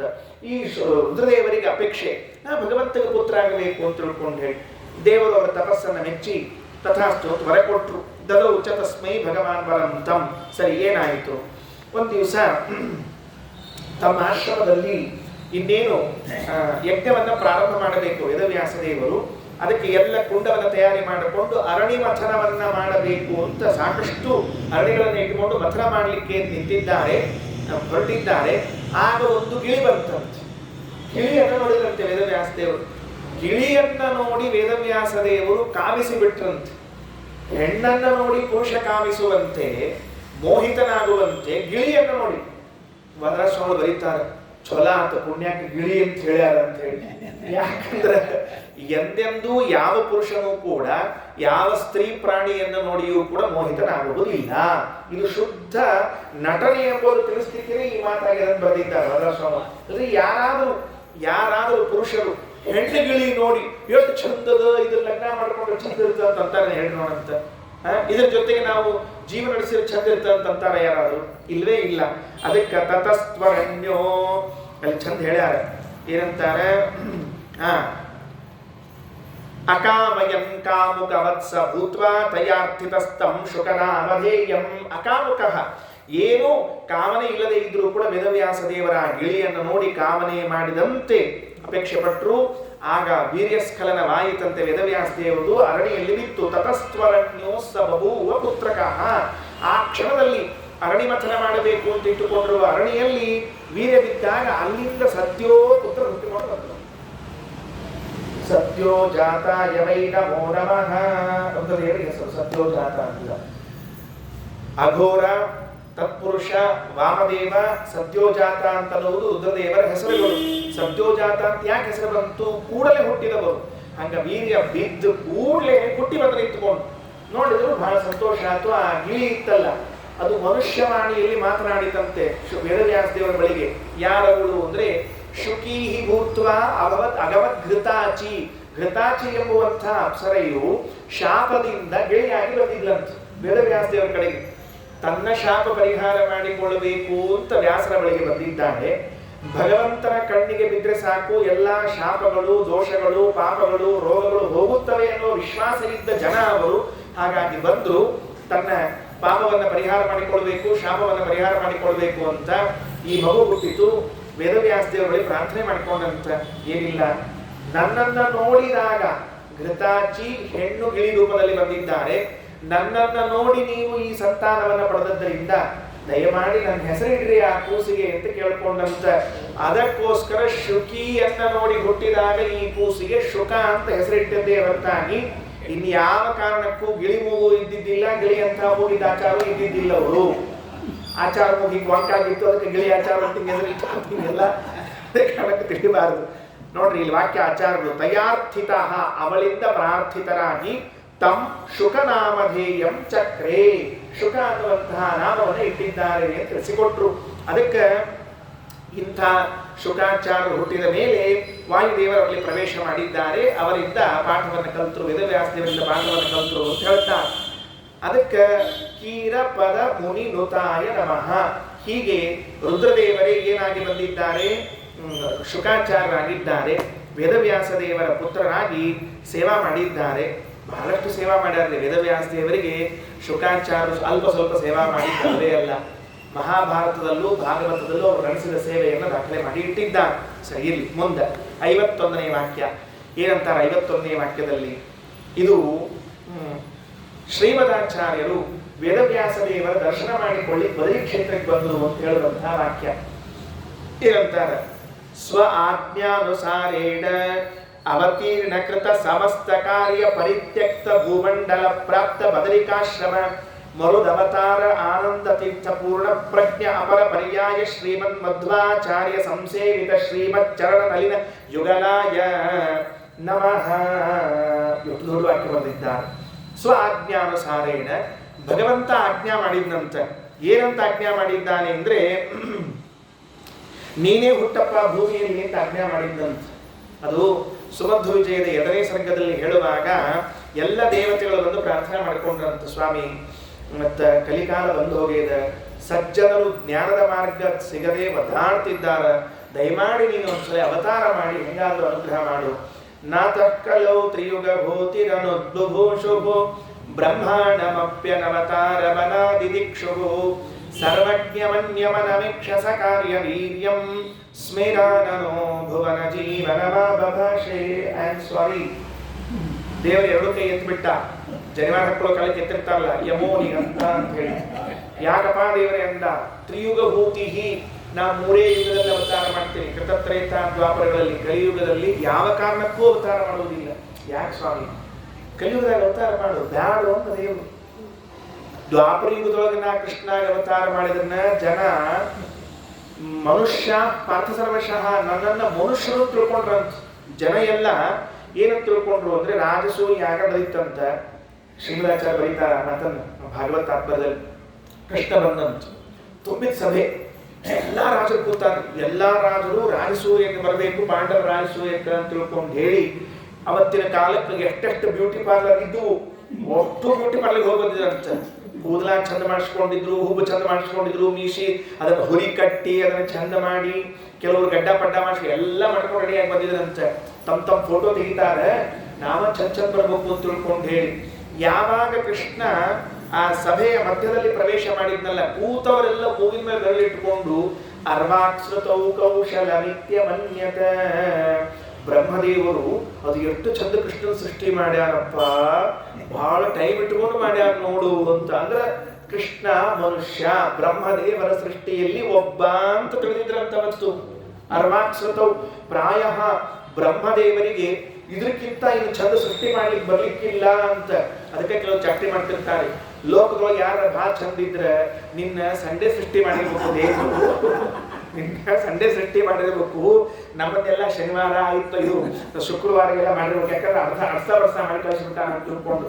ಹಂಗ ದೇವರಂದ ದ್ವಾಪರ ಯುಗದೊಳಗ ನನ್ನ ಮನುಷ್ಯರು ತಿಳ್ಕೊಂಡಾರ. ಇನ್ನು ಕಲಿಯುಗದಾಗ ಬಂದ್ಬಿಟ್ರೆ ಬಿಡ್ತಾರ ಎಲ್ಲಾದ್ರು. ನಾನೇನಾದ್ರೂ ನನ್ನ ಆಯುಧಗಳಾದ ಶಂಖ ಚಕ್ರಗಳನ್ನು ಹಿಡ್ಕೊಂಡು ಬಂದ್ರೆ ಏನ್ ಕೇಳ್ತಾರೆ ಗೊತ್ತೇನು? ಯಾವ ನಾಟಕ ಎಷ್ಟು ದುಷ್ಟರಿದ್ದಾರೆ ಜನ, ಅದಕ್ಕೆ ಬೇಡ ಬೇಡ ಅಂದ್ಬಿಟ್ಟ. ಮತ್ತೆ ಇನ್ನ ಬ್ರಹ್ಮದೇವರು ಕಳಿಸೋಣ ಅಂದ್ರೆ ನನ್ನ ಮಗ ಅವ ನನಗೂ ಮ್ಯಾಲೆ ಹೋಗ್ಬಿಟ್ಟ. ಯಾಕೆ? ನಾ 3 ಯುಗದಾಗ ಹುಡ್ತೀನಿ, ನಾವು ಯಾವ ಯುಗದಾಗ ಹುಟ್ಟೋದಿಲ್ಲ. ನಾತಃ ಕಲೌ ತ್ರಿಯುಗ ಭೂತಿರನುದ್ಭೂಷುಭು ಬ್ರಹ್ಮಾಂಡಮಪ್ಯನವತಾರ ವನಾದಿದಿಕ್ಷುಭು. ಇನ್ಯಾರ ಹಂಗಾರ? ಸರ್ವಜ್ಞಮನ್ಯಮನಮೀಕ್ಷಸ ಕಾರ್ಯ ವೀರ್ಯಂ ಸ್ಮೇರಾನನೋ ಭುವನ ಜೀವನಮಾಭಾಷೆ. ವಾಯುದೇವರನ್ನು ಕರೆದು ನೀವೇ ಅವತಾರ ಮಾಡಬೇಕು ಅಂತ ತಿಳಿದುಕೊಂಡು ಹೇಳಿದ್ದಾರೆ. ಆಯ್ತು, ಹೊರಟರು. ಏನ್ ಮಾಡಬೇಕು? ಆದೇಶ ಮೌಲಿ ಮಣಿಮುಜ್ವಲ ವರ್ಣಮೇನಂ ಬದ್ಧಾಂಜಲಿರ್ ಮರುಧನರ್ಘಮದತ್ತ ಮೂರ್ತ ಹಾರಾವಲಿ ವಿವಹದ ವಿಭುದೇಂದ್ರ ಯಾಂಚಾಂ ಬಿಭ್ರನ್ನಿಚಾನನು ಜಿಗೃಕ್ಷರವಾತಿತೀರ್ಷತ್. ಸ್ವ ಆಜ್ಞಾನುಸಾರೇಣ ಅವತೀರ್ಣ ಕೃತ, ಅಷ್ಟೆಲ್ಲ ಶಬ್ದವಲ್ಲಿ ಕೃತ ಸಮಸ್ತ ಕಾರ್ಯ ಪರಿತ್ಯಕ್ತ ಭೂಮಂಡಲ ಪ್ರಾಪ್ತ ಬದರಿಕಾಶ್ರಮ. ಎಲ್ಲಾ ಕೆಲಸ ಮಾಡಿಬಿಟ್ರಂತ. ಆಚಾರ್ಯರು ಬದರಿ ಕ್ಷೇತ್ರಕ್ಕೆ 2 ಸರ್ತಿ ಹೋಗಿ ಬಂದಾರ. ಸನ್ಯಾಸಿಗಳು ಆದ ಮೇಲೆ ಬಾಲ್ಯದಲ್ಲಿ 1 ಸರ್ತಿ ಹೋಗಿ ಬಂದಾರ. 3 ಸರ್ತಿ ಒಟ್ಟು ಶ್ರೀಮದಾಚಾರ್ಯರು ಬದರಿಗೆ ಹೋಗಿ ಬಂದದ್ದು ಅಂತ. ಶ್ರೀಪಾದರಾಜರು ಮಧ್ವನಾಮದಲ್ಲಿ ಹೇಳುವಾಗ ಅರ್ಭಕತನದಲ್ಲಿ 5 ಇದೆಯೋ ಬದರಿಗೆ ಅಂತ ವಾಕ್ಯವನ್ನು ಹಾಕಿದ್ದಾರೆ. ವಾಯುಸ್ತುತಿಯ ವ್ಯಾಖ್ಯಾನವನ್ನ ಮಾಡುವಾಗ ವಿಶ್ವಪತಿ ತೀರ್ಥರು ಬ್ರಹ್ಮಾಂಡ ಪುರಾಣದ ವಾಕ್ಯವನ್ನು ಉದಾಹರಣೆ ಮಾಡಿ ಹೇಳ್ತಾರೆ. ಆಚಾರ್ಯರು ಬಾಲ್ಯದಲ್ಲಿ ಏನೇ ಬದರಿ ಕ್ಷೇತ್ರಕ್ಕೆ ಹೋಗಿ ವೇದವ್ಯಾಸದೇವರ ಕಡೆಗೆ ಅಧ್ಯಯನ ಮಾಡಿಕೊಂಡು ಬಂದಿತ್ತು. ಇಲ್ಲಿ ಜನರ ದೃಷ್ಟಿ ಒಳಗೆ ವಿದ್ಯಾಪೀಠಕ್ಕೆ ಹೋಗೋದು, ಟ್ಯೂಷನ್ ಕ್ಲಾಸಿಗೆ ಹೋಗೋದು, ಅಟೆಂಡೆನ್ಸ್ ಹಾಕೋದು ಬೇರೆ, ನಿತ್ಯ ಹೋಗಿ ಅಲ್ಲಿ ಹೋಗಿ ಮಠಕ್ಕೆ ಹೋಗೋದು ಬೇರೆ ಇತ್ತಂತ. ಹಿಂಗಾಗಿ ಬಾಲ್ಯದಲ್ಲಿ 1 ಬಾರಿ, ಸನ್ಯಾಸ ಸ್ವೀಕಾರ ಆದ್ಮೇಲೆ 2 ಬಾರಿ. ಪ್ರಾಯ ನನಗನ್ಸೋ ಮಟ್ಟಿಗೆ 18 ವರ್ಷ 19 ವರ್ಷ ಇರಬೇಕು ಶ್ರೀಮದಾಚಾರ್ಯ ಮೊದಲನೇ ಬಾರಿ ಬದರಿಗೆ ಹೋದಾಗ. 20 ವರ್ಷ ಅವರನ್ನು ಇಟ್ಕೊಳ್ರಿ ಮ್ಯಾಕ್ಸಿಮಮ್. 20ನೇ ವರ್ಷಕ್ಕೆ ಮೊದಲನೇ ಬಾರಿ ಬದಲಿಗೆ ಹೋದ್ರಂತ. ತತ್ರ ತತ್ರ ಸಜಗತ್ರಯ ಚಿತ್ರಂ ಕರ್ಮ ಶರ್ಮ ದಮನುಸ್ಮೃತಿ ಮಾತ್ರಾತ್ ಸಂಚರನ್ ವಿದದಾಪನರಾಣಾಂ ಗೋಚರಂ ಬದರಿಕಾಶ್ರಮ ಪಾರ್ಶ್ವಂ. ಗೋಚರಂ ಬದರಿಕಾಶ್ರಮ ಪಾರ್ಶ್ವಂ. ಬದರಿಕಾಶ್ರಮ ಬಂದಿದ್ದಾರೆ, ನಡೆದುಕೊಂಡು ಹೋಗ್ಯಾರ. ಉಡುಪಿ ಕ್ಷೇತ್ರದಿಂದ ವಿಚಾರ ಮಾಡಿ ನೀವು, ನಡ್ಕೊಂಡು, ವಿಮಾನ್ಯಾಗಲ್ಲ, ನಡ್ಕೊಂಡು ಹೋಗ್ಯಾರ. ಹೋದ್ರೆ ಆ ಬದರಿ ಕ್ಷೇತ್ರದಲ್ಲಿ ಇದು ಮೊದಲನೇ ಸರ್ತಿ. ಹೋಗುವಾಗ ತಮ್ಮ ಗುರುಗಳಿಗೆ ಒಂದು ಗಂಟೆ ಕೊಟ್ಟಿದ್ರಂತ. ಗುರುಗಳ ಈ ಗಂಟೆ ಇಟ್ಕೊಂಡಿರ್ರಿ, ನಾ ಬರೋ ತನಕ ಇದ್ರೊಳಗೆ ಎಷ್ಟು ಬೇಕಷ್ಟು ಹಣವನ್ನ ವ್ಯಯ ಮಾಡ್ರಿ, ಇದು ನಿಮಗೆ ಖಾಲಿನೇ ಆಗೋದಿಲ್ಲ. ಅವ್ಯಯಂ ಸತತಮಪ್ಯುಪಭುಕ್ತ್ಯ ವಿತ್ತಮಗ್ರಮಿವದೂರಯ್ಯಾಸು ಜಾಯಸೇ ಸಗುರವೇ ಹರಿಗೀತಾ ಭಾಷ್ಯಮಾರ್ಪಯದುಪಾಯ. ಅದು ಭಾಷ್ಯಮೇಶ ವಿರಚಯ್ಯ ತದಾದ. ಗೀತಾ ಭಾಷ್ಯವನ್ನ ಬರೆದು ತಮ್ಮ ಗುರುಗಳ ಕೈಯಲ್ಲಿ ಕೊಟ್ಟಿದ್ರು. ಒಂದು ಪ್ರತಿ ತಗೊಂಡು ಬದಲಿಗೆ ಬಂದ್ರು. ದೇವರಿಗೆ ಸಮರ್ಪಣೆ ಮಾಡಿದ್ರಂತೆ. ಹೇಗೆ ಸಮರ್ಪಣೆ ಮಾಡೋದು? ನಮ್ಮಲ್ಲಿ ಹಣ್ಣು ಮುಂದಿಟ್ಟು ತುಳಸಿ ಹಾಕಿ ನೀರು ಹಿಂಗಂತ ತೆಗೆದು ಬಿಟ್ವಿ ಅಂದ್ರೆ ಸಮರ್ಪಣೆ ಆಗೋದ್ರಿ. ಅನ್ನ ಹಣ್ಣು ದಕ್ಷಿಣಿಸದಕ್ಕೆ ಹಂಗೆ ಕೊಟ್ಟಿರ್ತೀವಿ ದೇವ್ರಿಗೆ. ನಾವು ಅಲ್ಲಿ ಇಟ್ಬಿಟ್ಟಿರ್ತೀವಿ, ತಗೋ ನೋಡ್ರಂತ ಹೇಳ್ಬಿಟ್ಟಿರ್ತೀವಿ. ಅವ ಅಲ್ಲೇ ಗೊತ್ತಾಗ್ತದೆ, ನಿಮ್ಗೆ ಈ ನೋಟ್ ನಾ ಎಲ್ಲಿ ತಗೊಳ್ಳಿ ಮಾರ ಹೇಳ್ತಾರ. ಅದಕ್ಕೆ ಎಲ್ಲ ಅಲ್ಲೇ ಸಮರ್ಪಣೆ ಮಾಡುದು. ಗ್ರಂಥದ ಸಮರ್ಪಣೆಯನ್ನ ಮಾಡುವುದು ಅಂದ್ರೆ ಏನು? ಮೊಟ್ಟ ಮೊದಲ ಬಾರಿ ಶ್ರೀಮದಾಚಾರ್ಯರು ಜಗತ್ತಿಗೆ ತೋರಿಸಿಕೊಟ್ರು. ಗ್ರಂಥ ಸಮರ್ಪಣೆ ಅಂದ್ರೆ ಪುಸ್ತಕಕ್ಕೆ ತುಳಸಿದಳ ಹಾಕೋದಲ್ಲ, ಅಲ್ಲಿ ಕೂತು ಪ್ರವಚನ ಮಾಡೋದು ತೋರಿಸಿಕೊಟ್ರು. ಅಲ್ಲಿ ಕೂತು ಶಿಷ್ಯರಿಗೆ ಪಾಠ ಹೇಳೋದು ತೋರಿಸಿಕೊಟ್ರು. ಅವತ್ತಿನ ಬದರಿಕಾಶ್ರಮದ ಇವತ್ತೇನು ಮಠ ಇದೆಯಲ್ಲ, ಆ ಕಾಲದಲ್ಲಿ 800 ವರ್ಷದ ಹಿಂದೆ ತಮ್ಮ ಶಿಷ್ಯರನ್ನ ಕೂಡಿಸಿ, ಹೋಗುವ ಹೊತ್ತಿಗೆ ಸಾಯಂಕಾಲ ಆಗಿತ್ತು, ಕೂಡಿಸಿ ಗೀತಾ ಭಾಷ್ಯದ ಪ್ರತಿಯನ್ನ ಆಚಾರ್ಯರು ನಾರಾಯಣನ ಪಾದದ ಮುಂದೆ ಇಟ್ಟು ನಮಸ್ಕರಿಸಿ ತೆಗೆದು ಶಿಷ್ಯರಿಗೆಲ್ಲ ಪಾಠ ಹೇಳಿ ಪ್ರಾರಂಭ ಮಾಡಿದಂತೆ. ಇದು ನಿಜವಾದ ಅರ್ಥದಲ್ಲಿ ಸಮರ್ಪಣೆ ಮಾಡಿದ್ದು ಅಂತ ತೋರಿಸ್ಕೊಡ್ತಾರೆ. ಹಾಗಾಗಿ ನಾವು ಒಂದು ಗ್ರಂಥವನ್ನ ಗ್ರಂಥಕಾರರಿಗೆ ಸಮರ್ಪಣೆ ಮಾಡುವುದು ಅಂದ್ರೆ ಪುಸ್ತಕ ಒಯ್ದಿಡುವುದಲ್ಲ, ಅದನ್ನ ಪಾಠ ಪ್ರವಚನ ಮಾಡುವುದೇ ನಿಜವಾದ ಅರ್ಥದಲ್ಲಿ ಸಮರ್ಪಣೆ. ಹೋದ್ರು, ಅಲ್ಲಿಂದ ದೊಡ್ಡ ಬದಿಗೆ ಹೋದ್ರು, ವೇದವ್ಯಾಸದೇವರ ಹತ್ರ ಹೋದ್ರು. ಬಂದ್ ಬಾಪ ಚಲ ಅಂತ ಬಂದಿ ಅಂತ ಹೇಳಿದ್ರು. ಏನಂದ್ರು? ನಾ ಇನ್ ತಿರುಗಿ ಹೋಗಂಗಿಲ್ಲ ಅಂತ ಹೇಳ್ಬಿಟ್ರಿ. ಗೀತಾ ಭಾಷ್ಯ ಒಂದ ಬರ್ದಾರ, ಮತ್ತೆ ಇನ್ನೊಂದು ಗ್ರಂಥ ಬರೆದಿದ್ದಿಲ್ಲ, ನಾ ತಿರುಗಿ ಹೋಗಂಗಿಲ್ಲ. ಯಾಕ? ಒಂದು ಗೀತಾ ಭಾಷ್ಯವೇ 37 ಗ್ರಂಥಕ್ಕೆ ಸಮಾಧಾನ. ಅಷ್ಟೇನ್ ಕೆಲಸ ಮಾಡ್ಬೇಕಾಗಿದೆ, ಎಲ್ಲಾ ಕೆಲಸ ಮಾಡಿಬಿಟ್ಟದ ಅಂತ ಹೇಳ್ಬಿಟ್ರು. ನಾ ಇನ್ನು ಹೋಗುದಿಲ್ಲ ಅಂತ. ಅದಕ್ಕೆ ಸಂಕೃತ ಸಮಸ್ತ ಕಾರ್ಯ ಪರಿತ್ಯಕ್ತ ಭೂಮಂಡಲ ಪ್ರಾಪ್ತ. ಇದು ಆವಾಗ. ಆಮೇಲೆ ಕೊನೆ ಬಾರಿಗೆ ಬದಲಿಗೆ ಹೋಗ್ಬಿಟ್ರಲ್ಲ, ತಿರುಗಿ ಬರಲೇ ಇಲ್ಲ. ಪರಿತ್ಯಕ್ತ ಭೂಮಂಡಲ ಆವಾಗೂ ಒಂದು ಸರ್ತಿ ಬಿಟ್ರು. ಅಂತಹ ಮರುದವತಾರ ವಾಯುದೇವರ ಅವತಾರಿಗಳಾಗಿರುವಂತಹ ಆನಂದ ತೀರ್ಥ, ಪೂರ್ಣಪ್ರಜ್ಞ, ಅಪರಪರ್ಯಾಯ ಶ್ರೀಮನ್ ಮಧ್ವಾಚಾರ್ಯ. ಒಟ್ಟು ಹೆಸರು ಬರೀತಾರೆ ಯಾರು? ಆನಂದ ತೀರ್ಥ, ಪೂರ್ಣಪ್ರಜ್ಞ, ಅಪರಪರ್ಯಾಯ ಶ್ರೀಮನ್ ಮಧ್ವಾಚಾರ್ಯ. ಈ ಹೆಸರುಗಳಿರುವಂತಹ ವ್ಯಕ್ತಿಗಳಿಂದ ಸೇವಿತರಾದ ಪಾದ ಕಮಲಗಳುಳ್ಳವರೇ. 7ನೇ ಸರ್ಗದಲ್ಲಿ ಹೇಳುವಾಗ ಬಂದ್ರಂತೆ. ಅಲ್ಲಿಂದ ನೆನೆಸ್ಕೊಂಡು ಬಂದಾರೆ, ಹೆಂಗದ ವೇದವ್ಯಾಸದೇವರ ಪಾದ ಅಂತ ತಿಳ್ಕೊಂಡು ಹೇಳಿ. ಆ ಪಾದಕ್ಕೆ ನಾನು ನಮಸ್ಕಾರ ಮಾಡ್ತೀನಿ. ಅಲ್ಲಿ ಅನ್ಕೊಂಡ್ರಂತೆ, ಅಲ್ಲಿ ಮರದ ಕೆಳಗೆ ಕೂತಿರ್ತಾರೆ ವೇದವ್ಯಾಸದೇವರು, ಕಟ್ಟಿ ಮೇಲೆ ಕೂತಿರ್ತಾರ, ಪಾದ ಕೆಳಗೆ ಇಳಿಬಿಟ್ಟಿರ್ತಾರ. ನಾವು ಹೋಗಿ ನಮಸ್ಕಾರ ಮಾಡ್ತೀನಿ. ಮಾಡಿದ ಕೂಡಲೇ ಅವರ ಪಾದ ಧೂಳಿಗಳು ನನ್ನ ತಲೆ ಮೇಲೆ ಬೀಳ್ತದೆ ಅಂತ ಚಿಂತನೆ ಮಾಡ್ಕೊಂಡು ಬಂದಿರಂತ.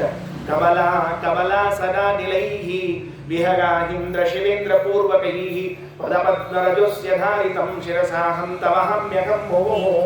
ಧಾರಣೆ ಮಾಡ್ತೀನಿ ಅಂತ ಸಂತೋಷ ಪಟ್ಟಿದ್ದಾರಂತೆ. ವೇದವ್ಯಾಸ ದೇವರ ಪಾದ ಹಿಡಿದು ಶ್ರೀಮದಾಚಾರ್ಯ ನಮಸ್ಕಾರ ಮಾಡಿದ್ರೆ ವೇದವ್ಯಾಸ ದೇವರು ತೆಳಬಾಗಿ ಅವರನ್ನ ಎತ್ತಿಕೊಂಡು ಆಲಿಂಗನ ಮಾಡಿಕೊಂಡ್ರಂತೆ. ಅಪ್ಪಿಕೊಂಡದ್ದನ್ನು ನೋಡಿ ಸುಮಂತು ಜೈಮಿನಿ ವೈಶಂಪಾಯನ ಪೈಲಿ ಸೂತ್ರ ಭಾರತ ಅವರ ಆಚಾರ್ಯ ಕೂತವರು ಇದಮ ಪಶುಕೋಪಿಲಾದಂ ಸಮಗ್ರಂ ಜಗತಾಂ ಪಿತು ಪಿತು. ಒಂದು ದಿವಸ ಶುಕಾಚಾರ್ಯ ನಿಂಗೆ ಎತ್ಕೊಂಡು ಅಪ್ ಮಾಡ್ಲಿಲ್ಲಪ್ಪ ಇವರು ಅನ್ಕೊಂಡ್ರಂತೆ. ಅಂದ್ರೆ ಅಷ್ಟು ಪ್ರೀತಿ ತೋರಿಸಿದ್ದಾರೆ ಅಂತ. ಅದಕ್ಕೆ ಸ್ವ ಆಜ್ಞಾನುಸಾರೇಣ ಅವತೀರ್ಯಕೃತ ಸಮಸ್ತ ಕಾರ್ಯ ಪರಿತ್ಯಕ್ತ ಭುವಂಡಲ ಪ್ರಾಪ್ತ ಬದರಿಕಾಶ್ರಮ ಮರುದವತಾರ ಆನಂದ ತೀರ್ಥ ಪೂರ್ಣ ಪ್ರಜ್ಞಾ ಅಪರ ಪರ್ಯಾಯ ಶ್ರೀಮನ್ ಮಧ್ವಾಚಾರ್ಯ ಸಂಸೇವಿತ ಶ್ರೀಮಚ್ಚರಣ ನಲಿನ ಯುಗಲಾಯ ನಮಃ. ಮುಂದಿನ 3 ವಾಕ್ಯಗಳು ಓದಿ ಮುಗಿಸ್ಬಿಡ್ತೇನೆ. ಆಮೇಲೆ ಓದೋದನ್ನು ನಾಳೆ ನೋಡಂತ. ನಾಳೆ ಮತ್ತು ನಾಡದ್ದು 2 ದಿವಸ ಅವಕಾಶ ಇದೆ. ಇವತ್ತು 3ನೇ ದಿವಸ. ನಾಳೆ ಮತ್ತು ನಾಡದ್ದು 2 ದಿನಗಳಲ್ಲಿ ಇನ್ನುಳಿದ ವಾಕ್ಯಗಳ ವಿವರಣೆ ತಿಳ್ಕೊಳ್ಳೋಣ. ಮುಂದಿನ ಸುಮಧ್ವ ವಿಜಯದಲ್ಲಿ ಬಂದ ವಾಕ್ಯಗಳು. ತಿಲಕ ಧಾರಣೆ ಮಾಡಿದ್ದಾರೆ, ತುಳಸಿ ಇಟ್ಟುಕೊಂಡಿದ್ದಾರೆ ಅಂತ ಒಂದೊಂದು ವಾಕ್ಯಗಳಲ್ಲ, ಅದಲ್ಲ ಹೇಳೋಣ ಅಂತ. ಮುಂದಿನ ವಾಕ್ಯಗಳು ಯಾವುದು ಅಂದ್ರೆ ಸಾತ್ಯವತೇಯಾಯ ಪಾರಾಶರ್ಯಾಯ ಕೃಷ್ಣದ್ವೈಪಾಯನಾಯ ನಮಃ. ಅಪ್ಪ ಅಮ್ಮ ಅಪ್ಪ ಅಮ್ಮ ಇಷ್ಟು ಹೇಳ್ಯಾರ. ಇಬ್ರು ಸತ್ಯವತಿಯ ಮಗನಾಗಿದ್ದಾನೆ, ಪರಾಶರ ಮಗನಾಗಿದ್ದಾನೆ. ಅವನ ಹೆಸರೇನಿಟ್ಟಾರೆ ಅಂದ್ರೆ ಕೃಷ್ಣದ್ವೈಪಾಯನ ಅಂತ ಹೆಸರಿಟ್ಟಾರೆ ಅಂತ ಹೇಳ್ಬಿಟ್ರು. ವೇದವ್ಯಾಸ ದೇವರಿಗೆ ನಿಜವಾಗ್ಲೂ ಕೂಡ ಕೃಷ್ಣದ್ವೈಪಾಯನ ಅಂತ ಹೆಸರಂತೆ. ಆಚಾರ್ಯರು ತಾತ್ಪರ್ಯ ನಿರ್ಣಯದಲ್ಲಿ ಹೇಳುವಾಗ ಆ ವಿಷಯವನ್ನು ತಿಳಿಸಿಕೊಟ್ಟಿದ್ದಾರೆ. ಒಂದೆರಡು ಶ್ಲೋಕ ಓದಿಬಿಡ್ತೇನೆ. ಏನಾಯಿತು? ಪರಾಶರರು ಭಗವಂತನ ಕುರಿತು ತಪಸ್ ಮಾಡಿದ್ರಂತೆ.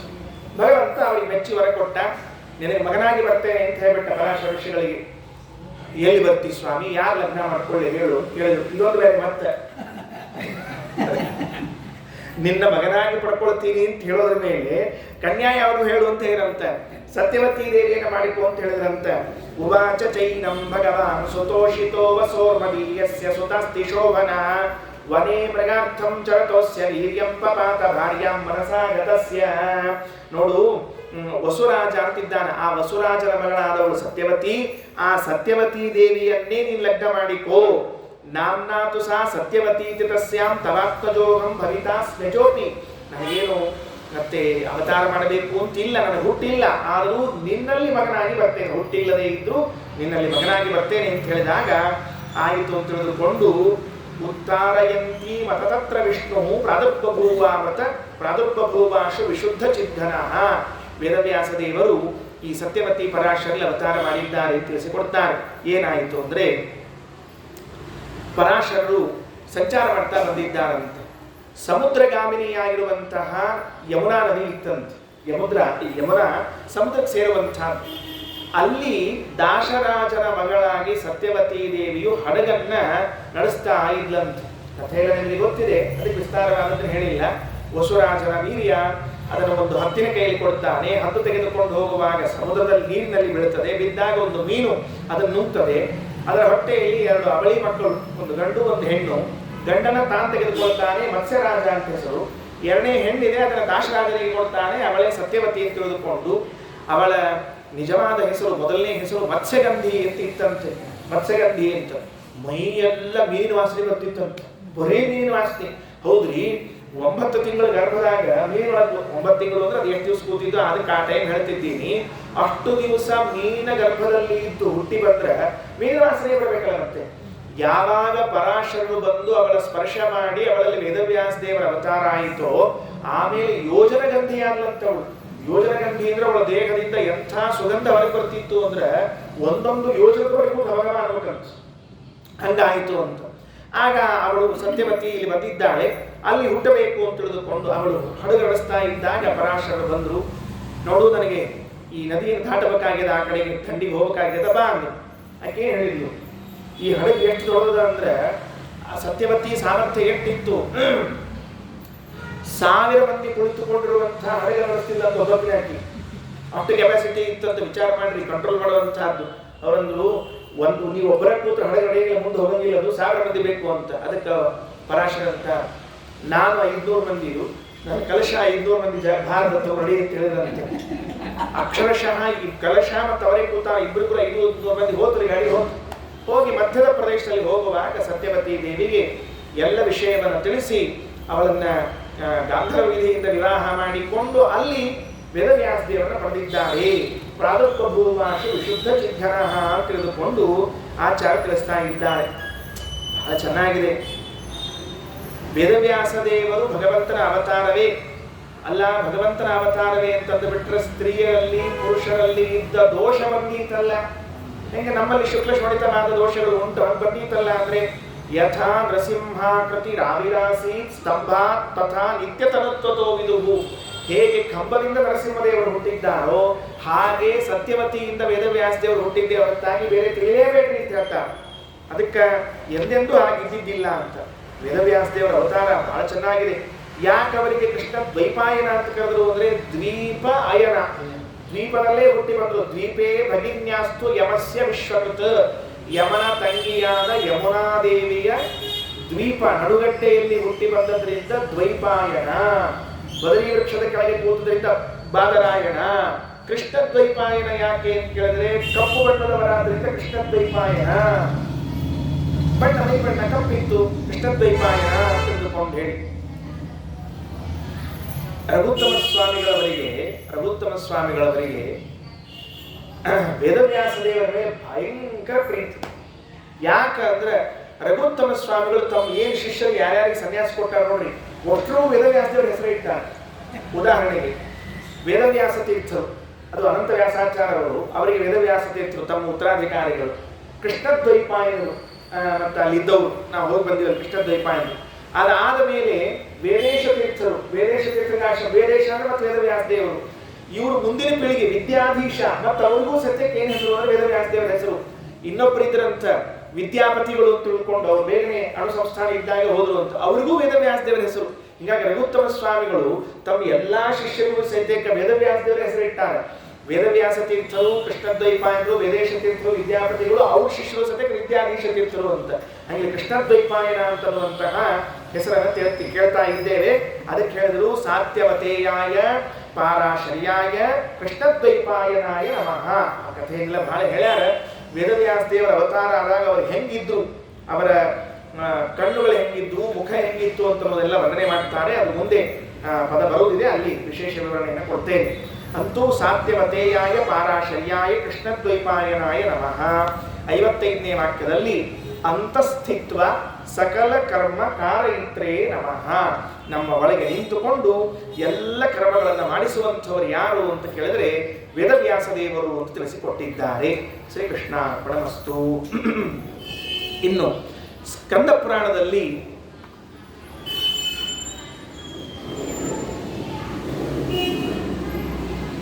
ಹೇಳುವಾಗ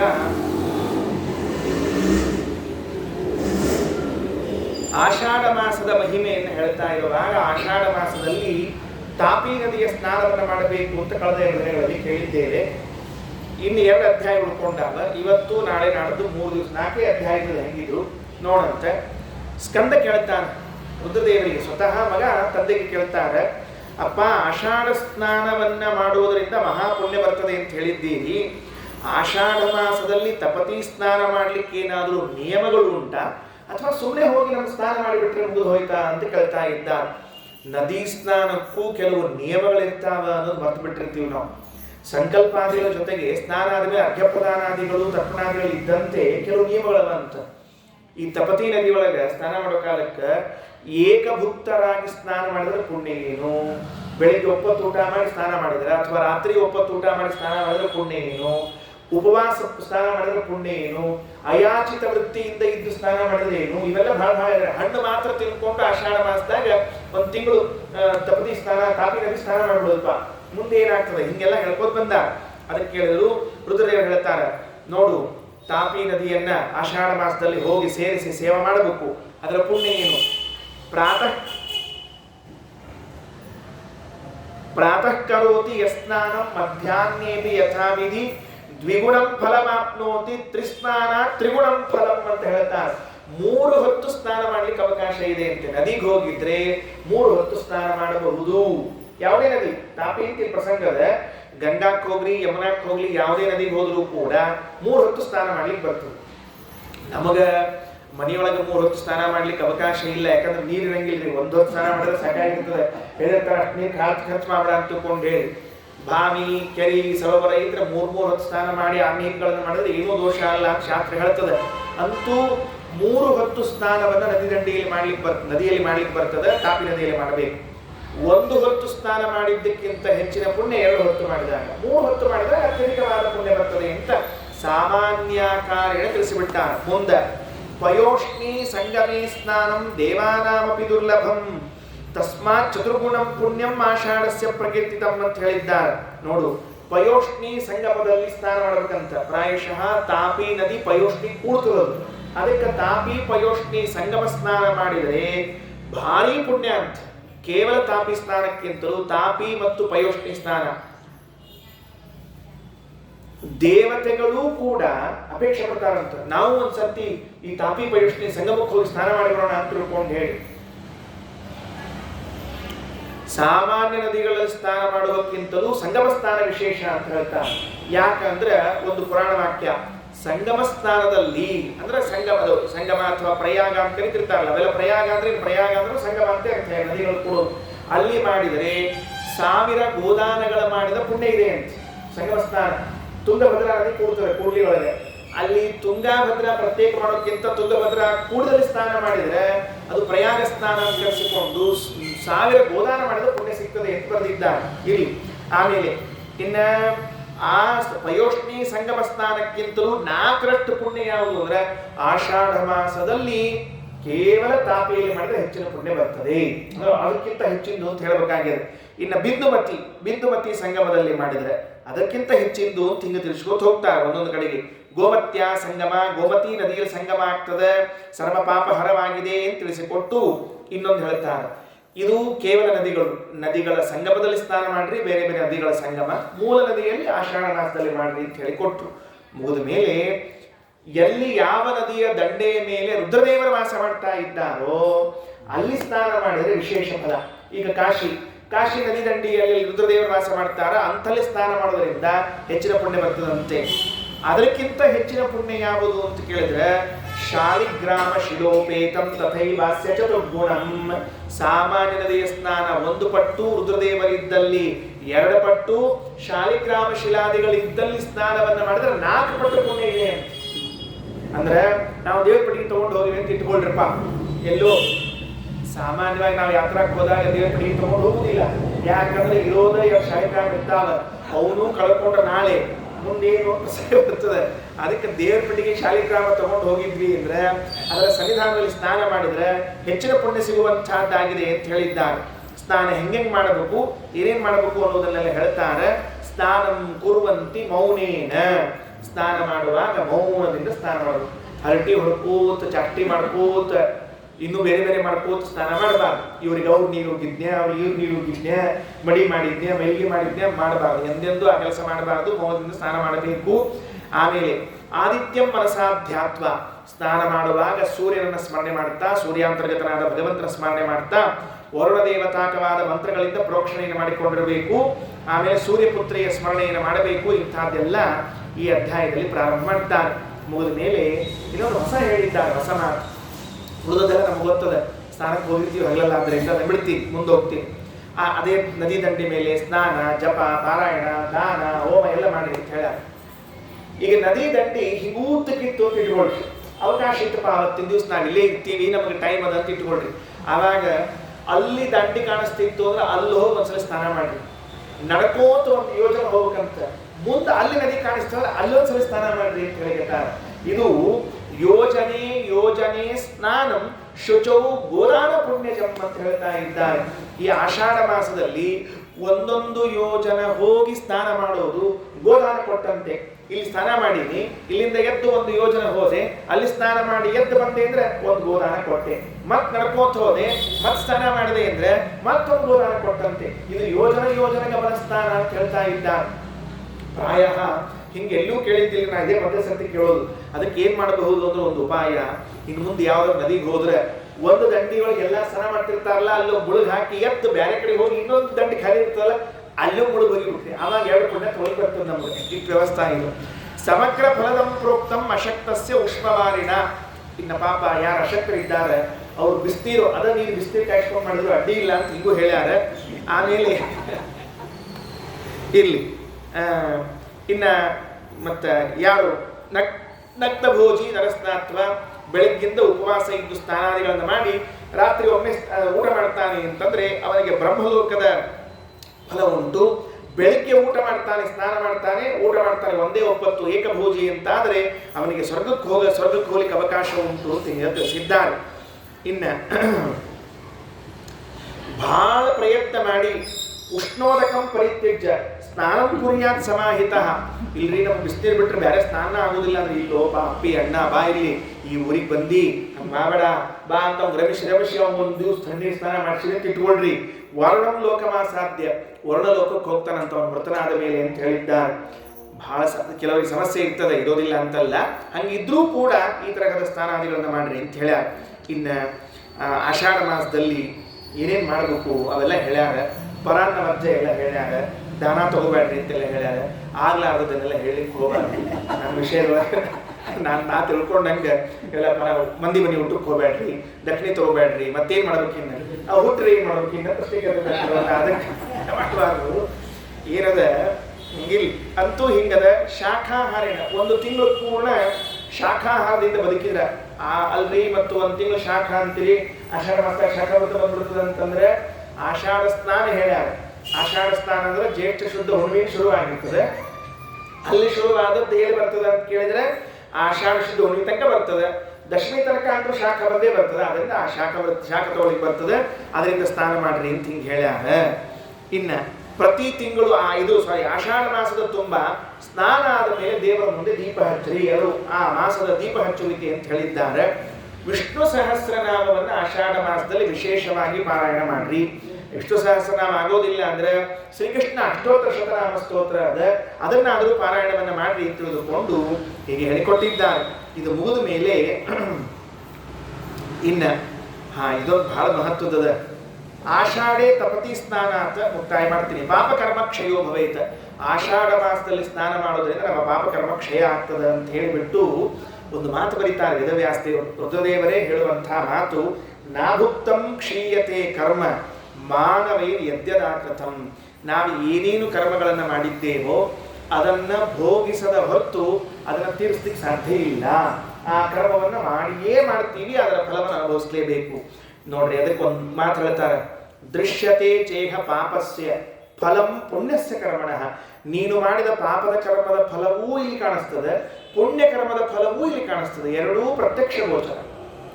ಲೋಕದಲ್ಲಿ ಜೀವರಾಶಿಗಳನ್ನು ನೋಡ್ತಿರ್ತೇವೆ. ಇವ ಹಿಂಗ್ಯಾಕಿದ್ದಾನ ಅನ್ನೋದಕ್ಕೆ ಬೇರೆ ಯಾರು ಹೇಳಬೇಕಾಗಿಲ್ಲ, ಶಾಸ್ತ್ರವೇ ಸಾಕ್ಷ್ಯ ಹೇಳ್ಬಿಡ್ತದೆ. ಇವನು ಪುಣ್ಯಕರ್ಮಗಳನ್ನು ಮಾಡಿದ್ದಕ್ಕೆ ಹೀಗಿದ್ದಾನೆ, ಇವನು ಪಾಪಕರ್ಮಗಳನ್ನು ಮಾಡಿದ್ದಕ್ಕೆ ಹೀಗಿದ್ದಾನೆ ಅಂತ ತಿಳಿದುಕೊಂಡು ಹೇಳ್ತದೆ. ಹೆಂಗೆ ಗೊತ್ತಾಗಬೇಕು? ದುಃಖಾತ್ಮಕಂ ಪಾಪ ಫಲಂ. ಯಾವಾಗ ದುಃಖವನ್ನು ಅನುಭವಿಸುತ್ತೀವೋ ಅದು ಪಾಪದ ಫಲ. ನಾವೇ ದುಃಖವನ್ನು ಅನುಭವಿಸಿದ್ರೆ ಪಾಪದ ಫಲ. ಪುಣ್ಯಸ್ಯದು ಸುಖಾತ್ಮಕಂ. ಪುಣ್ಯ ಏನ್ ತಿಳಿಸ್ತದೆ? ಸುಖ. ಇವತ್ತು ಆನಂದದಿಂದ ಇದ್ದೀವಿ ಅಂದ್ರೆ ಅಷ್ಟು ಪುಣ್ಯ ಸಂಪಾದನೆ ಮಾಡಿದ್ದೀವಿ, ಇವತ್ತು ದುಃಖದಲ್ಲಿ ಇದ್ದೀವಿ ಅಂದ್ರೆ ಅಷ್ಟು ಪಾಪವನ್ನು ಸಂಪಾದನೆ ಮಾಡಿದ್ದೀವಿ. ನೋಡಿ, ಯಥೇಕಚ ತಥಾ ಪುತ್ರ ಪುರುಷ ಕರ್ಮಣೋ ವಶಾತ ಸುಖ ದುಃಖಮವಾಪ್ನೋತಿ ತಸ್ಮಾತ್ ಪಾಪಾತ್ಮಕಂ ತ್ಯಜೇತ್. ಇದು ದೃಷ್ಟಾಂತವಾಗಿ ಇಟ್ಕೋ. ಏನ್ ದೃಷ್ಟಾಂತ? ಇಲ್ಲಿ ದುಃಖ ಅನುಭವಿಸುತ್ತಿದ್ದೀ ಅಂದ್ರೆ ಇದು ಪಾಪದ ಫಲ, ಸುಖ ಅನುಭವಿಸುತ್ತಿದ್ದೀ ಅಂದ್ರೆ ಇದು ಪುಣ್ಯದ ಫಲ ಅಂತ ಅನ್ನೋದನ್ನು ದೃಷ್ಟಾಂತವಾಗಿ ಇಟ್ಕೊಂಡು ಪರಲೋಕದಲ್ಲಿಯೂ ಕೂಡ ಹೀಗೆ ಇರ್ತದೆ. ಆದ್ದರಿಂದ ಪಾಪ ಕಾರ್ಯಗಳನ್ನು ತ್ಯಾಗ ಮಾಡ್ತಾವ. ದೃಶ್ಯಂತೆ ಸುಖಿನಃ ಕೇಚಿತ್ ಪುತ್ರಾಯುತ ಜನಾಃ ದೀರ್ಘಾಯುಷಃ ನಿರುಜಶ್ಚ ನಿರ್ಭಯಾ ಗುಣಿನೋದರಾಃ. ಪುಣ್ಯದ ಫಲ ನೋಡು, ಲೋಕದಲ್ಲಿ ತಾವು ದೀರ್ಘಾಯುಷ್ಯರಾಗಿರ್ತಾರ, ತಮ್ಮ ಮಕ್ಕಳು ದೀರ್ಘಾಯುಷ್ಯರಾಗಿರ್ತಾರ, ಪುಣ್ಯವಂತರಾಗಿರ್ತಾರ, ರೋಗ ಬರೋದಿಲ್ಲ, ನೋಡ್ಲಿಕ್ಕೆ ಗುಣವಂತರಾಗಿರ್ತಾರ. ಇದೆಲ್ಲ ಯಾಕೆ ಬಂತು ಅಂದ್ರೆ ಅವರು ಮಾಡಿದ ಪುಣ್ಯದ ಪ್ರಭಾವ. ಇನ್ನು ಅಪರೇಕಿಚ ದೃಶ್ಯಂತೆ ರೋಗಾರ್ಥಾಃ ಧನವರ್ಜಿತಾಃ. ಯಾವಾಗ ನೋಡಿದ್ರು ರೋಗದಿಂದ ಕೂಡಿರ್ತಾರೆ, ಕೈಯಲ್ಲಿ ಹಣ ಇರೋದಿಲ್ಲ, ಆಮೇಲೆ ಅಲ್ಪಾಯುಷಾಗಿರ್ತಾರೆ, ಅಪುತ್ರಾಹ ನಿಗ್ರಹಾಹ ಗುಣವರ್ಜಿತಾಹ. ಎಲ್ಲರ ಕಡೆಯಿಂದ ಬೈಸ್ಕೋತಿರ್ತಾರೆ, ಗುಣಗಳಿರೋದಿಲ್ಲ. ಇದೆಲ್ಲ ಯಾಕೆ ಆಗ್ತದೆ ಅಂದ್ರೆ ಪಾಪದ ಫಲವಾಗಿ ಆಗುವಂತಹದ್ದಾಗಿ ಇದೆ. ತಸ್ಮಾತ್ ಪುಣ್ಯಂಚ ಪಾಪಂಚ ನಿಶ್ಚೀತ್ಯಾಸೀತ ಮಾನವಃ ಸ್ಯಾತ್ ಪುಣ್ಯೇಶ್ವಾದರ ಪರೋ ನಪಾಪೇಶ ಕದಂಚನ. ಅದರಿಂದ ಪುಣ್ಯ ಪಾಪಗಳ ಸಂಪಾದನೆಯ ವಿಷಯದಲ್ಲಿ ನಮ್ಮ ಮನಸ್ಸು ಸದಾ ಹಿಂಗಿರಬೇಕಂತ. ಪುಣ್ಯ ಸಂಪಾದನೆಯಲ್ಲಿ ಆದರ ಪಾಪ ತ್ಯಾಗ ಮಾಡುವುದರಲ್ಲಿ ಉತ್ಸಾಹ. ಬೇಡ, ಇನ್ನು ಪಾಪವನ್ನು ನಾವು ಮಾಡಬಾರ್ದು, ಸಾಕು ಅಂತಿರ್ಬೇಕಂತೆ, ಹೀಗೆ ಬದುಕಬೇಕು ಅಂತ ತಿಳಿದುಕೊಂಡು ಹೇಳಿಕೊಡ್ತಾರೆ. ಈ ಮಾತಾದ ಮೇಲೆ ಇನ್ನು ಮುಂದೆ ಯಾರಾದರೂ ಈ ಆಷಾಢ ಮಾಸದಲ್ಲಿ ಸ್ನಾನಾದಿಗಳನ್ನು ಮಾಡಿ ಉದ್ಧಾರ ಆಗಿದ್ದಿದ್ರೆ ಹೇಳ್ರಿ ಅಂತ ಕೇಳಿದಾಗ ಮತ್ತೊಂದು ಕಥೆಯನ್ನು ಆಷಾಢ ಮಾಸದ ಮಹಿಮಾ ತಿಳಿಸ್ಲಿಕ್ಕೆ ಹೊರಡ್ತದೆ. ಅದು ಯಾವುದು ಅಂದ್ರೆ ನಹುಷ ಮಹಾರಾಜನ ಕಥೆಯನ್ನು ಹೇಳ್ತಾ ಇದ್ದಾರೆ. ನಹುಷ ಮಹಾರಾಜ ದೇವತೆಗಳಲ್ಲಿ ಇಂದ್ರದೇವರು ಯಾವುದೋ ಪ್ರಸಂಗದಲ್ಲಿ ಇದಕ್ಕೆ ಹೋಗಿರ್ತಾರೆ, ಏನು ತಮ್ಮ ಸ್ಥಾನವನ್ನು ಬಿಟ್ಟು ಹೋಗಿರ್ತಾರೆ. ಆಗ ನಹುಷರನ್ನ ತಂದು ಸ್ವರ್ಗಾಧಿಪತಿಯನ್ನ ಮಾಡಿರ್ತಾರೆ. ಆಗ ಶಚೀದೇವಿಯನ್ನ ಬಯಸಿ ಅಗಸ್ತ್ಯರ ಶಾಪಕ್ಕೆ ಗುರಿಯಾಗಿ ಸರ್ಪ ಆಗಿ ಕೆಳಗೆ ಬೀಳುವಾಗ ಒಂದು ಪ್ರಸಂಗ ಉಂಟಾಗ್ತದೆ ಅಂತ ಈ ಸ್ಕಂದ ಪುರಾಣಾರ್ಥವಾದ ಆಷಾಢ ಮಾಸ ಮಹಿಮಾ ಹೇಳ್ತದೆ. ಮತ್ತೆ ನಾಳೆ ತಿಳ್ಕೋಣ ಅಂತ ಹೇಳ್ತಾ ಶ್ರೀಕೃಷ್ಣಾರ್ಪಣಮಸ್ತು. ಅಕ್ಷಯಂ ಕರ್ಮ ಯಸ್ಮಿನ್ ಪರೇ ಸ್ವರ್ಪಿತಂ ಪ್ರಕ್ಷಯಂ ಯಾಂತಿ ದುಃಖಾನಿ ಯನ್ನಾಮತಃ. ಅಕ್ಷರೋ ಯೋಜನಃ ಸರ್ವದೈವಾಮೃತಃ ಪುಕ್ಷಿಗಂ ಯಸ್ಯ ವಿಶ್ವಂ ಸದಾ ಜಾತಿ.